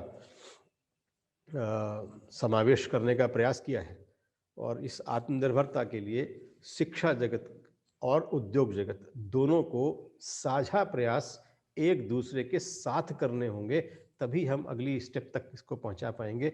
एक दूसरे पर ब्लेम करने से कोई लाभ नहीं होगा, एक दूसरे की कमियों को उजागर करने से भी लाभ नहीं होगा, बल्कि एक दूसरे की कमियों को साथ साथ मिलकर जूझने से भी फायदा होगा। एकेडमिया और इंडस्ट्रिया जो अब तक कतिपय कारणों से, यानी यूँ कह सकते हैं कि ब्रिटिश सिस्टम ने जो हमें विकसित किया व्यवस्था, उसके कारण से हम बिल्कुल अलग अलग चल रहे हैं। हम दोनों को एक साथ चलना होगा। आपने भी ये बात कही थी कि भारत तो स्वभावतः औद्योगिक है। भारत के हर बच्चे में उद्योग की क्षमता रखी हुई है, लेकिन हम उसके लिए अवसर नहीं निकाल पाते हैं। इन अवसरों को इकट्ठा करने की बात है। प्रधानमंत्री जी ने भी आपके द्वारा कहे गए इस बात को कहा था कि खिलौना जगत, क्या भारत खिलौना जगत का सिरमौर नहीं बन सकता? उत्तर प्रदेश सरकार ने जब ओडीओपी की बात करी तो ओडीओपी का अर्थ ही यही था कि हर जिला यदि अपने एक प्रोडक्ट को मास्टर क्लास में कन्वर्ट कर सकता है तो हमारे पास उत्तर प्रदेश जैसे स्टेट से 80 प्रोडक्ट तैयार हो सकते हैं, मध्य प्रदेश जैसे 60 प्रोडक्ट तैयार हो सकते हैं। ऐसे प्रोडक्ट्स हर जिले से तैयार हो सकते हैं। जिला भी आपका आत्मनिर्भर होगा, देश भी आपका आत्मनिर्भर होगा, समाज के अंदर स्वावलंबन की भावना आ जाएगी एक बार तो भारत फिर से, क्योंकि ये ध्यान रहे इस बात का कि हम विश्व की पूरी प्रोसेस से अलग नहीं होना चाहते, लेकिन विश्व में अपनी शक्ति का प्रदर्शन अवश्य करना चाहते हैं, जिससे कि भविष्य में आत्मनिर्भरता के ऊपर कोई समझौता नहीं करना पड़े। शिक्षा के जगत में भी, सामाजिकता के जगत में भी, हेल्थ केयर के जगत में भी, एग्रीकल्चर के जगत में भी हम अपनी क्षमताओं का प्रदर्शन करना चाहते हैं। इसलिए वो आत्मनिर्भरता की तरफ हमें ले जाए। ऐसे प्रयासों के लिए आप सभी लोग प्रयासरत हैं। आप सभी का साधुवाद, आप सभी का बहुत बहुत धन्यवाद। अमिताभ जी का भविष्य में भी धन्यवाद दूंगा। आगे से आदेश देते समय ध्यान रखिएगा, भगवान हम कहाँ हैं ये तो पकड़ लीजिएगा। लेकिन बहुत सुंदर सत्संग आप सबके साथ रहा और यदि कोई किसी के मन में कोई प्रश्न होंगे तो वे उनका स्वागत है। और तत्पश्चात आगे की यात्रा। सभी को राम नाम। धन्यवाद भाई साहब। मैं अपने साथियों से कहूंगा कि आपने लगभग पिछले 45 मिनट, शुरू के आधे घंटे के मत सोचिए, बाद का जो 45 मिनट है उसमें आपने नॉलेज देखा कि ज्ञान कितना साधारण रूप से कम्युनिकेट होता है। मेरे दो प्रश्न है, मैं मूलतः, क्योंकि वैसे विजय सर को क्वेश्चन सेशन लेना है, लेकिन मेरे दो प्रश्न है। मैं पहले दीपक जी से एक अनुरोध चाहता हूं कि हम लोग बिल्कुल अलग हैं और इंडस्ट्री बिल्कुल अलग। मेरा सवाल ये है, क्या एमएसएमई को एस्टैब्लिश करना, उसको चलाना, इसका कोई एक छोटा सा पाठ्यक्रम बनाया जा सकता है क्या, और उस पाठ्यक्रम को हम चला सकते हैं क्या? इस पे मेरा माननीय दीक्षित जी से ये अनुरोध रहेगा कि हमारे लैब्स को हम एमएसएमई को कैसे उपलब्ध करा सकते हैं, और ये एमएसएमई का कोई पाठ्यक्रम वर्तमान समय में हम क्या यूजीसी के माध्यम से देश के सारे विश्वविद्यालयों में चलवा सकते हैं? मैं चाहूंगा कि पहले दीपक शर्मा जी, मुझे ये जो इतना बड़ा विषय खड़ा हो गया है कि एमएसएमई हो सकता है, बाकी तो नहीं हो सकता, फिर माननीय दीक्षित जी। जी दीपक जी भाई साहब। जी, ये बहुत अच्छा विचार है। एंटरप्रेन्योर्स डेवलपमेंट के छोटे छोटे मॉड्यूल्स बनाए जा सकते हैं, बनाना चाहिए। अभी भी वो होते हैं, पर कुछ छोटे कुछ संस्थान उसको करते हैं, पर इसकी एक व्यापक आवश्यकता है। यदि वो हमारे मेन स्ट्रीम एकेडेमिया में आता है तो उसका लाभ विद्यार्थी को पढ़ते समय मिलेगा। जैसे वो ग्रेजुएशन कर रहा है या इवन हायर सेकेंडरी कर रहा है, उसको पता है आईआईटी जाना तो कोचिंग में जाता है, उसको पता है कि नहीं मेरे को ये कोर्स मिल रहा है, मैं एंटरप्रेन्योर बन सकता हूँ, तो उस तरफ एकेडमिक उसको हेल्प करेगी। उसकी व्यवस्था यूनिवर्सिटी से बातचीत करके खड़ी की जा सकती हैं, और उसमें उद्योग की क्या नीड्स हैं, जैसे फिनिशिंग स्कूल्स हो गए हैं, बहुत सारी लैंग्वेजेस जो कंप्यूटर्स वगैरह से रिलेटेड आई हैं, आवश्यकता के अनुसार वो सब सिखाने के साधन बने थे, वो एकेडमिया ने बाद में लिए, ऑर्गेनाइज इंस्टीट्यूट्स ने बाद में लिए, और माइक्रोसॉफ्ट वर्ड सिखाने के लिए पहले टाटा के इन्फोटेक के सिस्टम्स आ गए, लोगों ने बाहर एनआईटीज आ गए। तो सोसाइटी में जो सारी चीजें आ रही हैं, उसके लिए यदि हम एकेडमिया को उसमें सम्मिलित करेंगे, यदि वो उसको इनिशिएट करके आगे ले जाएगा, तो उसका ज्यादा और व्यापकता बहुत होगी। निश्चित रूप से करना चाहिए। दूसरा, जो इंडस्ट्री की रनिंग इंडस्ट्री है, उनकी जो प्रॉब्लम्स हैं, उस प्रॉब्लम को या उसके सामने कोई अपॉर्चुनिटी दिख रही है, उसमें एकेडमिया अपने यहाँ कोई सेल बनाए। ये देश में अभी आईआईएम्स में और आईआईटीज में तो शुरू हुआ है। यदि कोई हम हमारी प्रॉब्लम लेके आईआईएम्स को जाते हैं कि हमको इस चीज का कुछ आप बिजनेस प्लान बना के बताइए, तो दे कंट्रीब्यूट, दे हेल्प, पर उनकी संख्या बहुत लिमिटेड है, सबकी एक्सेस वहां नहीं हो पाती। ये एक्सेस हमारे बाकी संस्थान कर सकते हैं, उनके पास लेबोरेटरीज हैं, और वो एक कोई टास्क प्रोजेक्ट के रूप में बच्चों को दे सकते हैं कि भाई ये प्रॉब्लम आई है या ये एक अपॉर्चुनिटी आई है, इसको कैसे एक्चुअलाइज किया जा सकता है। मुझे लगता है कि वो कार्य संस्थानों को करना चाहिए, और जितना नीचे तक वो काम हो सकेगा उतने जल्दी इसके परिणाम मिलेंगे। मेरा इसमें अनुरोध यह रहेगा कि अगर हम एक पूरे सेमेस्टर का ही पाठ्यक्रम बना पाए, हम पूरे एक सेमेस्टर का पाठ्यक्रम बना पाए, और उस सेमेस्टर के पाठ्यक्रम को माननीय दीक्षित जी के माध्यम से यूजीसी के द्वारा सारे पाठ्यक्रमों के साथ सारे प्रोग्राम्स को उसमें शामिल कर पाए, क्योंकि इस वक्त की सबसे बड़ी आवश्यकता है। मैं दीक्षित जी से एक सवाल पूछना चाहता हूँ। सर, हमारे पास बहुत सारी लैब्स हैं, नॉर्मली वो आइडियल रहती है, खाली रहती है, वहां बहुत कम विद्यार्थी जाते हैं। इन लैब्स के माध्यम से और जो हमारे शोधकर्ता हैं उनके माध्यम से हम एमएसएमई को कैसे प्रमोट कर सकते हैं, हायर एजुकेशन इंस्टीट्यूशन, इसके ऊपर आप थोड़ा सा प्रकाश डाल दो। हमजा भाई, देखिए दो चीजें थी। माननीय दीपक जी ने जो बात कही, हैंड होल्डिंग हम दोनों चाहते हैं, एकेडमिया भी चाहती है, इंडस्ट्री भी चाहती है, लेकिन कोई मैकेनिज्म नहीं बन पाती, क्योंकि हम कॉमन प्लेटफॉर्म पर ये बात बहुत कम करते हैं। उस पॉइंट ऑफ व्यू से, इस पर्सपेक्टिव से, जैसे आपका ये सेमिनार है बहुत इंपॉर्टेंट है। मैं ये दूसरा या तीसरा सेमिनार कर रहा हूँ जो इंडस्ट्री के साथ कर रहा हूँ, क्योंकि इंडस्ट्री और एकेडमिया में अब तक की व्यवस्था में हम दोनों एक दूसरे से विपरीत धारा में चल रहे थे। हमें इंडस्ट्री को लगता था कि जो कॉलेजेस में पढ़ाया जा रहा है, यूनिवर्सिटी में पढ़ाया जा रहा है, वो इंडस्ट्री के काम का नहीं है, और जो पढ़ते थे उनको ये लगता था कि इंडस्ट्री हमको जॉब नहीं देती है, despite I having all the necessary qualifications as per the norms. तो इन दोनों के बीच में समस्या ये थी कि हमारी जो, जिसका जिक्र दीपक जी ने किया ना, आईआईएम का या आईआईटीज का या एक्सीलेंस जो बहुत अच्छे संस्थान है उनका, ये है, उनमें और हमारे बाकी संस्थानों की ये टीचिंग में मूल फर्क ये है कि ये संस्थान वर्टिकल्स में पढ़ाते हैं और हमारे बाकी संस्थान हॉरिजॉन्टल सिस्टम में पढ़ा रहे हैं, जो कि मैकॉले सिस्टम जिसको हम कहते हैं। हम ये सोचते हैं कि हम एक कोर्स बना देंगे which will be taught in the classrooms and implemented in the factory. It will not happen. It will not happen. The knowledge has to be acquired at the workplace. और तभी भी आप देखेंगे कि आपका साधारण से साधारण बच्चा इनोवेटिव है, उसके पास कुछ आइडिया है और उसे करने के लिए एक लैब है, उसको वो इम्प्लीमेंट कर पा रहा है और उस इम्प्लीमेंटेशन पर फिर वो प्रिंसिपल्स को समझ रहा है। प्रिंसिपल्स समझ के इम्प्लीमेंटेशन करना is a different ball game जो हमने चालू किया, जिसको हम हॉरिजॉन्टल सिस्टम कहते हैं। इंडियन ट्रेडिशनल नॉलेज सिस्टम ही वर्टिकल्स थी कि आप एक काम को 0 से लेकर 100 तक सीख जाते थे करना, पढ़ना नहीं सीखते थे उसको। अभी क्राइसिस ये है कि 100 परसेंटाइल लेने वाला बच्चा सीबीएसई में आपको आलू नहीं दिखा सकता कि वो है कहाँ होगा हुआ, क्योंकि उसने उसको देखा नहीं है। So having a syllabus and teaching in the classroom will serve only 30% of the purpose. The remaining purpose has to be at hand, on the job, in the factories or in the labs. करके सीखना ये भारतीय परंपरा है और आप करके उसको कन्वर्ट कर देंगे। एक अभी आज ही मुकुल जी के उद्बोधन में बड़ी मजेदार बात हो रही थी कि जब मैथ्स पढ़ाने की बात हुई प्रारंभिक एज में, तो गुरु ने अपने शिष्य से कहा कि मैं तुझे 11 सूत्र पढ़ा सकता हूं, लेकिन 11 सूत्र पढ़ाने का केवल एक प्रतिदान लूंगा कि तुझे 12वां खुद बनाना है।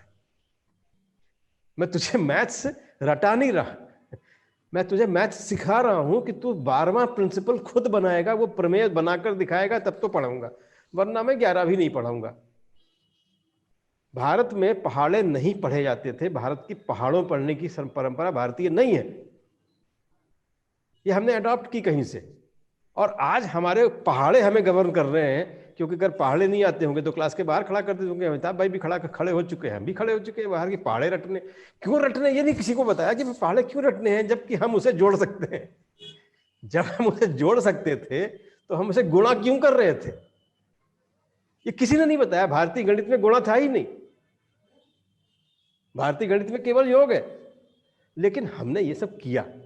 तो इन सब चीज़ों से क्या हुआ कि हमने व्यक्ति की जो इनोवेटिवनेस है उसका सम्मान नहीं किया। तो मेरा ये कहना है कि ये एक मॉड्यूल, एक स्प्रेड, जैसे आपके वोकेशनल प्रोग्राम सब आ रहे हैं और उनमें काफ़ी सारी फ्रीडम है, और अब तो एनईपी भी आपको सीबीसीएस देगा, मल्टी एंट्री मल्टी एग्जिट की बात आप कर रहे हैं। इस सबको हम अपने ऊपर बर्डन नहीं माने, बल्कि इस सबको हमारा ये हमारा दायित्व बनेगा कि हम, जो हमारे पास इंटेलिजेंस है वो बहुत वाइडली डिस्पर्स्ड है इंडिया में, वो शहरों में नहीं है, वो कहीं बैठी नहीं है, वो फैली हुई है गांवों में, हर जगह फैली हुई है। उसको लाकर उससे काम कराने की जो विधा है वो डेवलप करना है। और यहाँ पर ये भी है कि वो अगर मेरे लायक नहीं बनता है तो वो व्यर्थ नहीं हुआ, ये भी भाव लाना पड़ेगा। वो मेरे लायक नहीं बना, बट वो हो सकता है अपने लायक बन गया, तो उसमें भी हम, एकेडमिया तो इसमें जीतता है ना अपने आप को। हमारे बच्चे को कोई रिवॉर्ड मिलता है तो हमें खुशी होती है, हमारा रिवॉर्ड है वो। लेकिन बाकियों को भी ये सोचना पड़ेगा कि वो अगर मेरे लायक नहीं बना तो किसी लायक बना, वो भी हमारा रिवॉर्ड है। So we have to change the indicators, indices भी हमें सोचनी पड़ेगी कि भारत में अगर इतनी ही अनएम्प्लॉयमेंट होती जितनी कि हम प्रोजेक्ट करते रहते हैं, तो पता नहीं कितनी बार क्रांतियां हो चुकी होती। क्यों नहीं होती? हमें तो लगता है कि लोग नौकरी छोड़ने में भी उतना यकीन रखते हैं जितना करने में यकीन रखते हैं। मैं अयोध्या में था, मुझे कम से कम 1000 आदमी ऐसा मिला जो अपने पारिवारिक कारणों से लगी लगाई नौकरी देश और विदेश से छोड़कर अपने घर में आ गया था और 10,000 से लेकर 30,000 की तनख्वाह में काम कर रहा था।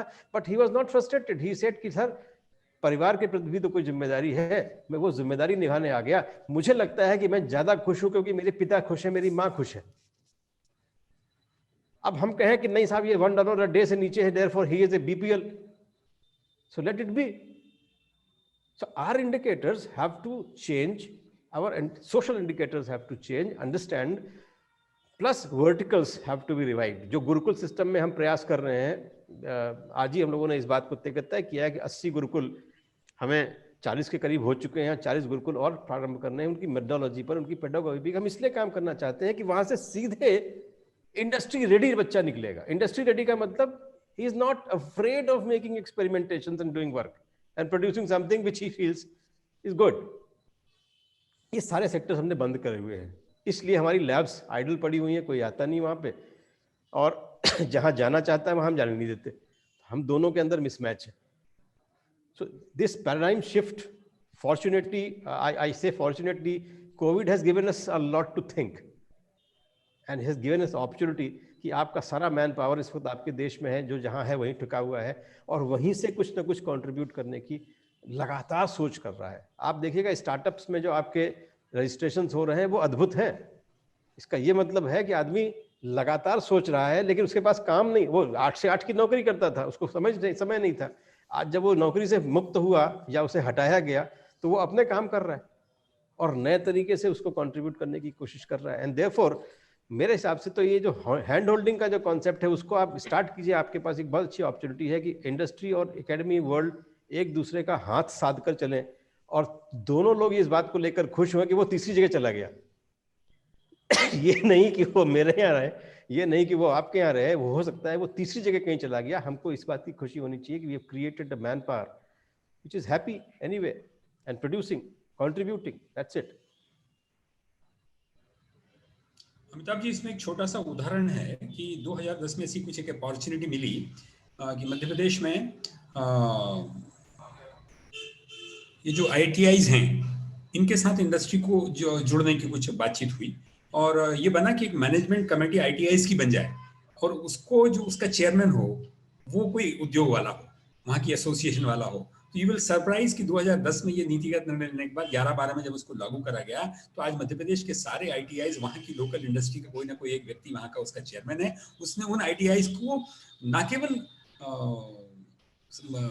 टेक्निकली उसको भौतिक रूप से भी संपन्न कर दिया. उद्योग वाले ने अपनी मशीनें लेके वहाँ खरीद के रख दी और वहाँ से निकलने वाले मैन पावर का जो ट्रेन मैन पावर था उसको एब्जॉर्ब कर लिया. इवन CNC मशीन जैसी मशीनें भी 1-1 करोड़ की मशीनें उद्योग के लोगों ने IITIs में दी और वहां से लोग बाहर निकल के आ गए. L&T एक बहुत बड़ा उदाहरण है. उसने अपने सारे इक्विपमेंट्स वहां दिए कि भाई आप इनको चलाना सीखो, इनको रिपेयर करना सीखो. और आपको ये जान के आश्चर्य होगा कि मध्य प्रदेश में पूरे IITI से निकलने वाले वो किसी भी ट्रेड के व्यक्ति होंगे, बच्चे होंगे, वो 100% एब्जॉर्ब्ड हैं.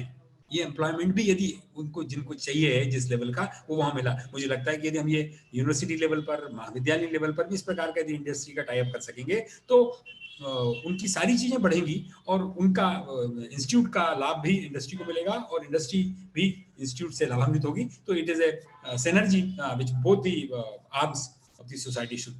आपके बुंदेलखंड का जो सो कॉल्ड गुलाबी गैंग है वो आपके सामने उदाहरण है. जी जी जी, कितना बड़ा उदाहरण है. महिलाएं हैं, सशक्त हुई, किसी का जॉब नहीं करती लेकिन सब संपन्न हो गए क्योंकि उन्होंने एक टेक्नोलॉजी से एक टेक्निक सीख ली, अपने सोशल इनहिबिशंस को पीछे कर दिया और एक ऐसा काम शुरू किया जिससे कि पद्मश्री तक के स्तर पे पहुंच गए वो सब. So we have that disbursement तो बहुत गजब का है हमारे देश में. हमें और आपको पकड़ने की बात है. एक बहुत एग्जांपल दिया आपने IITI हमारा कोर था, कोर होना चाहिए आज भी क्योंकि वो बेसिक लेवल, फंक्शनल लेवल का टेक्नोलॉजी सिखा रहा है आपको और वो बहुत काम की चीज है. Utility, immediate utility. बिल्कुल. अन्य कोई प्रश्न हो तो लें. अमिताभ एक्चुअली मेरे पास कुछ जो पार्टिसिपेंट्स हैं उनकी तरफ से कुछ सवाल मेरे सामने आए हैं जो मैं आप लोगों के बीच में रखता हूं.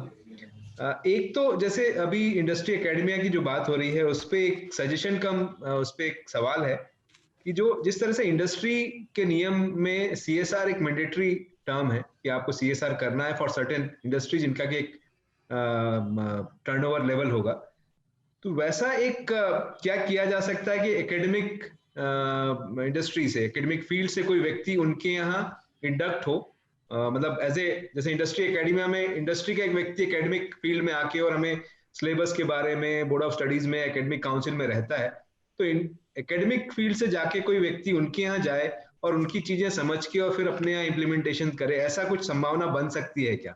मेरे ख्याल से अभी तक नहीं है ऐसा कुछ भी. ऐसा एक सवाल आया है मेरे पास. ये अच्छा सवाल है।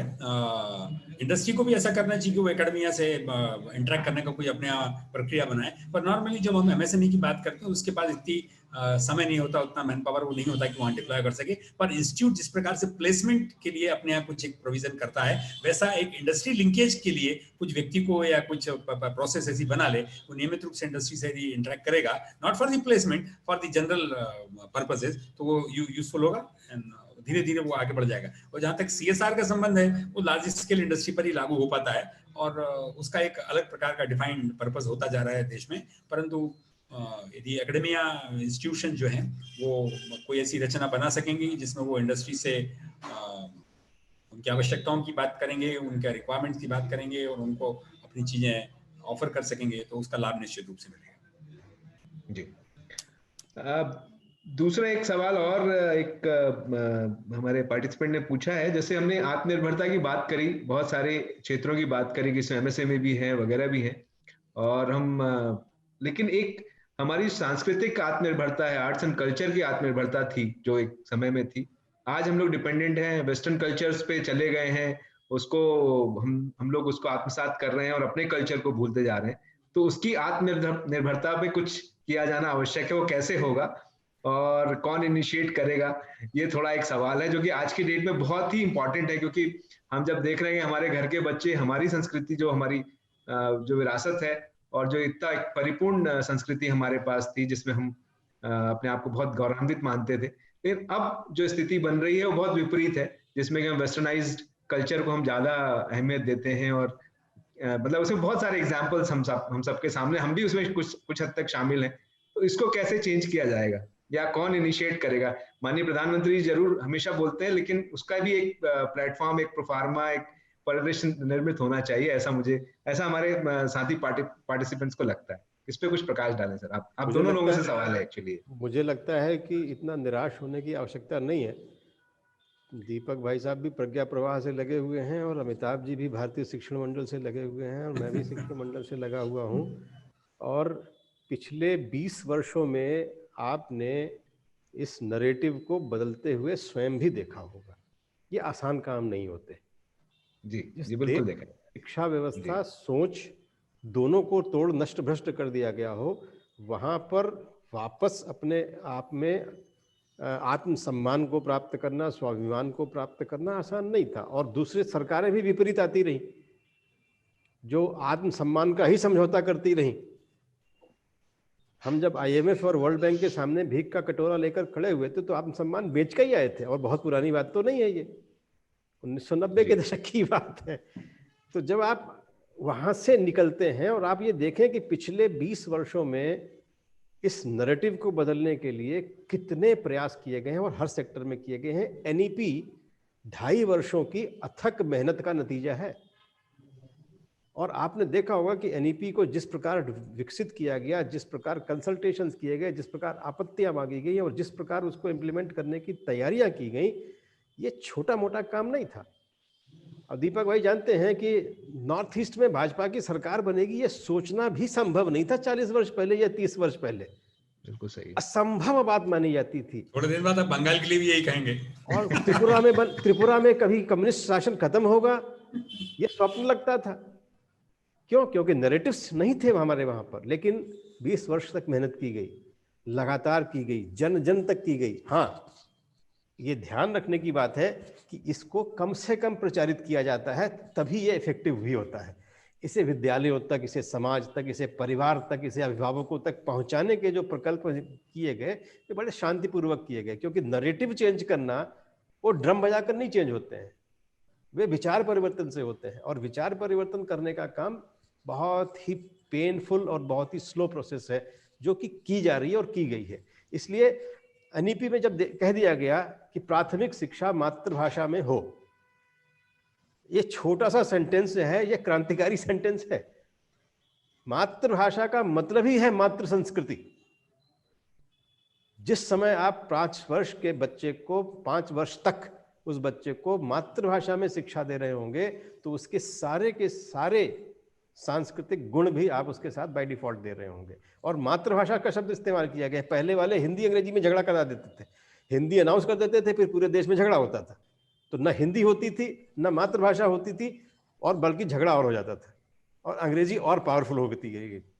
अब जब मातृभाषा की बात की जा रही है, प्राथमिक स्तर पर मातृभाषा का मतलब है अपनी संस्कृति से पहले जुड़ जाइए, नंबर एक। अब विदेशी भाषा सीखनी है, और कौन सी विदेशी भाषा सीखनी है, ये इन्फॉर्म्ड चॉइस है आपकी। कोई भी भारतीय भाषा सीखने में कमजोर नहीं होता। आप जानते हैं भारतीय आदमी 190 देशों में पाया जाता है, मतलब आलू और भारत कहीं भी मिल जाता है, और वहीं की भाषा में बात करता हुआ मिल जाएगा। आपको कभी भी ये नहीं लगेगा कि उसे भाषा की वजह से किसी अपंगता का सामना करना पड़ा, ये स्वाभाविक है हमारे अंदर। लेकिन अभी क्या हम कर रहे थे कि हम उसे अंग्रेजी में सोचने के लिए मजबूर कर दे रहे थे, इसलिए अन्य भाषाओं को सीखने में कमजोर अपने आप को मानता था। लेकिन अब जब आप इसको करेंगे, अब इसी प्रकल्प में हम लोग लगे हुए हैं। आज हमने अभी आपने चूंकि छेड़ दिया, इसलिए अनाउंस भी कर देता हूँ, अमिताभ जी के लिए काम बढ़ा दिया गया है। भारतीय शिक्षण मंडल का नीति आयोग से समझौता हो गया, ऑफिशियली हो गया, उनके लोगों को यूज करने की परमिशन भी आ गई, और उसका एक प्रकल्प बनाया गया है कि जिसमें अध्यापक प्रशिक्षण है, या अध्यापक अवेयरनेस जिसको कहते हैं, टीचर अवेयरनेस प्रोग्राम एक लॉन्च होगा, जिसमें हायर एजुकेशन के लिए लगभग पूरा सेगमेंट भारतीय शिक्षण मंडल को दिया गया है कि आप इसको नेशनल लेवल पर इसको अवेयरनेस कैंपेन को चलाएंगे। क्योंकि जो 7-8 NGOs जहां पर जिनको उन्होंने छांटा था, उसमें केवल भारतीय शिक्षण मंडल ऐसी थी जिसकी पैन इंडिया प्रेजेंस थी, शिक्षकों के अंदर पैन इंडिया प्रेजेंस थी। आप सबकी मेहनत का नतीजा था। अब हम उस प्रकल्प को पूरे देश में फैलाएंगे, अवेयरनेस ले जाएंगे। तो ये एक छोटा सा काम आपको कितनी बड़ी प्लेटफॉर्म दे रहा है, और कितना बड़ा आप मैसेज दे पाएंगे लोगों को कि हम भारतीय संस्कृति से अलग होकर शिक्षा प्राप्त करेंगे तो हम किसी लायक नहीं बचेंगे। इसलिए ये अब एक जिसको कह सकते हैं कि 1835 से प्रारंभ हुई वो जो करंट थी, उसको अब रोकना है और रोककर रिवर्स करना है। तो ये काम अब प्रारंभ हुआ है, कुछ वर्षों में ये भी हो जाएगा। हम बहुत पेशेंस के साथ ये काम करते हैं। दुनिया की चिंता मत करिए, दुनिया तो भारत की तरफ ऑलरेडी देखने लग गई है। किसने सोचा था कि 21 जून को 190 देश योग कर रहे होंगे? अब से 10 वर्ष पहले भी नहीं सोचा था कि 190 देश योग कर रहे होंगे, और उसमें वो सारे इस्लामिक देश होंगे जिनको हम लोग भी ये मानते थे, और वो लोग भी ये मानते थे कि योग नहीं करेंगे। वो उसके प्रस्तावक हैं। 46 OIC कंट्रीज उसकी प्रस्तावक बनी जाकर। तो ये आपकी जो कोर शिक्षा का ही प्रताप था कि आप उस नैरेटिव को लोगों तक पहुंचा सकते थे, और पहुंचाया आपने। इसलिए ये कोई भी चीज असंभव नहीं है, कोई भी चीज कठिन भी नहीं है। एक बार संकल्प ले लिया, जिसको हम लोग कहते हैं ना, संकल्प से ही सिद्धि होती है, तो संकल्प ले लिया है तो सिद्धि तो होगी ही होगी। अब थोड़े वर्ष लगेंगे, आपके सामने ही होगी ये। संजय जी के विजय जी के सामने तो निश्चित रूप से होगी। हम और आप रहेंगे कि नहीं रहेंगे, ये अलग बात है। सामने भी होगी, विजय जी के सामने तो यो नहीं है, और आप देखना ही होगा। आशीर्वाद हमेशा प्राप्त रहे, ये हम लोग कामना करते हैं। आप लोग स्वस्थ रहे, हम लोग को ज्ञान देते रहे, और हम लोग उसको इम्प्लीमेंट करते रहे, ऐसे हम लोग की कामना है। अगर आप लोग का हाथ नहीं रहेगा सर पे, तो हम लोग कैसे आगे बढ़ेंगे। एक अंतिम सवाल सर और है, जैसा आपने कहा उस पे ही एक सवाल और आया बीच में कि हमने संकल्प ले लिया आत्मनिर्भर भारत बनाने का, लेकिन इसकी टाइमलाइन कुछ निर्धारित है क्या? बहुत कठिन है सवाल, क्योंकि लेकिन फिर भी कोई सवाल कभी खराब नहीं होता। सवाल तो कठिन में भारतीय परंपरा में कहा गया है ना कि सबसे अच्छा विद्यार्थी वही है जो जिज्ञासु है। जिज्ञासु की जिज्ञासा ही शांत करना हमारा काम है। जो सवाल ही नहीं पैदा कर सकता वो कुछ जी नहीं। तो देखिए, टाइमलाइन से केवल कम्युनिस्ट कंट्रीज चली थी और वो फ्लॉप हो गई थी। हमने भी पंचवर्षीय योजनाओं की एक प्रकल्प चलाई थी, हम भी फ्लॉप हुए थे। ये समय से पहले भी हो सकता है, इसलिए टाइमलाइन आपको डिले भी कर सकता है। ब्यूरोक्रेसी में कहते हैं ना कि टाइमलाइन फैलाई जाती है। अगर आप ब्यूरोक्रेसी से कहते हैं कि हमने आरक्षण 10 साल के लिए किया था, 70 वर्ष हो गए और वहीं खड़े हैं जहाँ खड़े थे, तो इसलिए टाइमलाइन का आत्मनिर्भरता से कोई लेना देना नहीं है। आत्मनिर्भरता पहले आपकी सोच में आ जाएगी, प्रैक्टिकली वो उससे पहले आ जाएगी जो हमने टाइमलाइन सोची होगी अपने मनों में। MSME की बात की ताकत, अब से 5 वर्ष पहले हम MSME के खिलाफ ही बात करते थे, जितनी भी करते थे। सारे बैंकों ने MSME के गला घोट दिया था। आज हर एक की दृष्टि केवल MSME पर है कि अगर निकालेगा तो यही सेक्टर निकालेगा, और किसी सेक्टर के पास अब ताकत नहीं बचती है कि वो हमें एम्प्लॉयमेंट के साथ प्रोडक्शन और आत्मनिर्भरता का फॉर्मूला दे सके। वो केवल MSME के पास है। तो आपने देखा कि टाइम बदला, और जैसे ही टाइम बदला MSME ने उसका प्रत्युत्तर भी दिया, सक्षम प्रत्युत्तर दिया। आज आप बहुत सारे क्षेत्रों में आत्म स्वावलंबी हो चुके हैं। इसी कोरोना पीरियड में आपने इतना ज्यादा प्रोडक्शन किया है उन हेल्थ सेक्टर की चीजों का जिसके बारे में आप इंपोर्ट करते थे। आज आप चाइना की जाने कितनी चीजें बैन कर दे रहे हैं, क्योंकि बैन करने की ताकत दे दी है आपको इस सेक्टर ने कि आप बैन करो, हम बना देते हैं, जस्ट डोंट वरी। और हमने ये काम किए, एक ऐप बंद करो 4 ऐप बना देते हैं भारतीय। तो आप इसकी चिंता हमें इसलिए नहीं करनी चाहिए कि timeline is artificial, and timeline में यू में of course think in the worst term also, in best term also. ये तो आपकी सोच के ऊपर डिपेंड करता है। बहुत ऑप्टिमिस्टिक होंगे तो 3 वर्ष सोचेंगे, बहुत नहीं ऑप्टिमिस्टिक होंगे 50 साल तक नहीं होगा। तो दोनों ही सोच गलत है। इसे करना है और सक्षमता के साथ करना है, भारत की सारी जनता तक पहुंचना है। और हम उम्मीद ये करते हैं कि एक बार हम ठान लेते हैं तो हम उम्मीद से जल्दी ही पहुंचते हैं, कभी लेट नहीं पहुंचते। इसलिए समय का निर्धारण बिल्कुल ही अनावश्यक होगा इस क्षेत्र में। जी सर, बहुत बहुत धन्यवाद सर। हम लोग लगभग 2 घंटे के आसपास हम लोग पहुंच गए हैं और अच्छा एक डिस्कशन हम लोग ने सुना और बहुत सारी नई चीजें हम लोग को मालूम चली। माननीय दीपक शर्मा जी ने बहुत सारी चीजें ऐसी बताई जो कि शायद हम लोग ने नहीं पढ़ी थी या नहीं सुनी थी, जो कि हमारा इतिहास उन्होंने बताया और एक्चुअल इंडस्ट्री पर्सपेक्टिव क्या है उसके बारे में हम लोग को बहुत सारी जानकारी दी, जो वाकई हम लोग इसको आगे अपने जो स्टूडेंट्स हैं या शोधार्थी हैं उन तक हम लोग लेके जाएंगे ताकि वो आगे इसको और डिसेमिनेट हो पाए।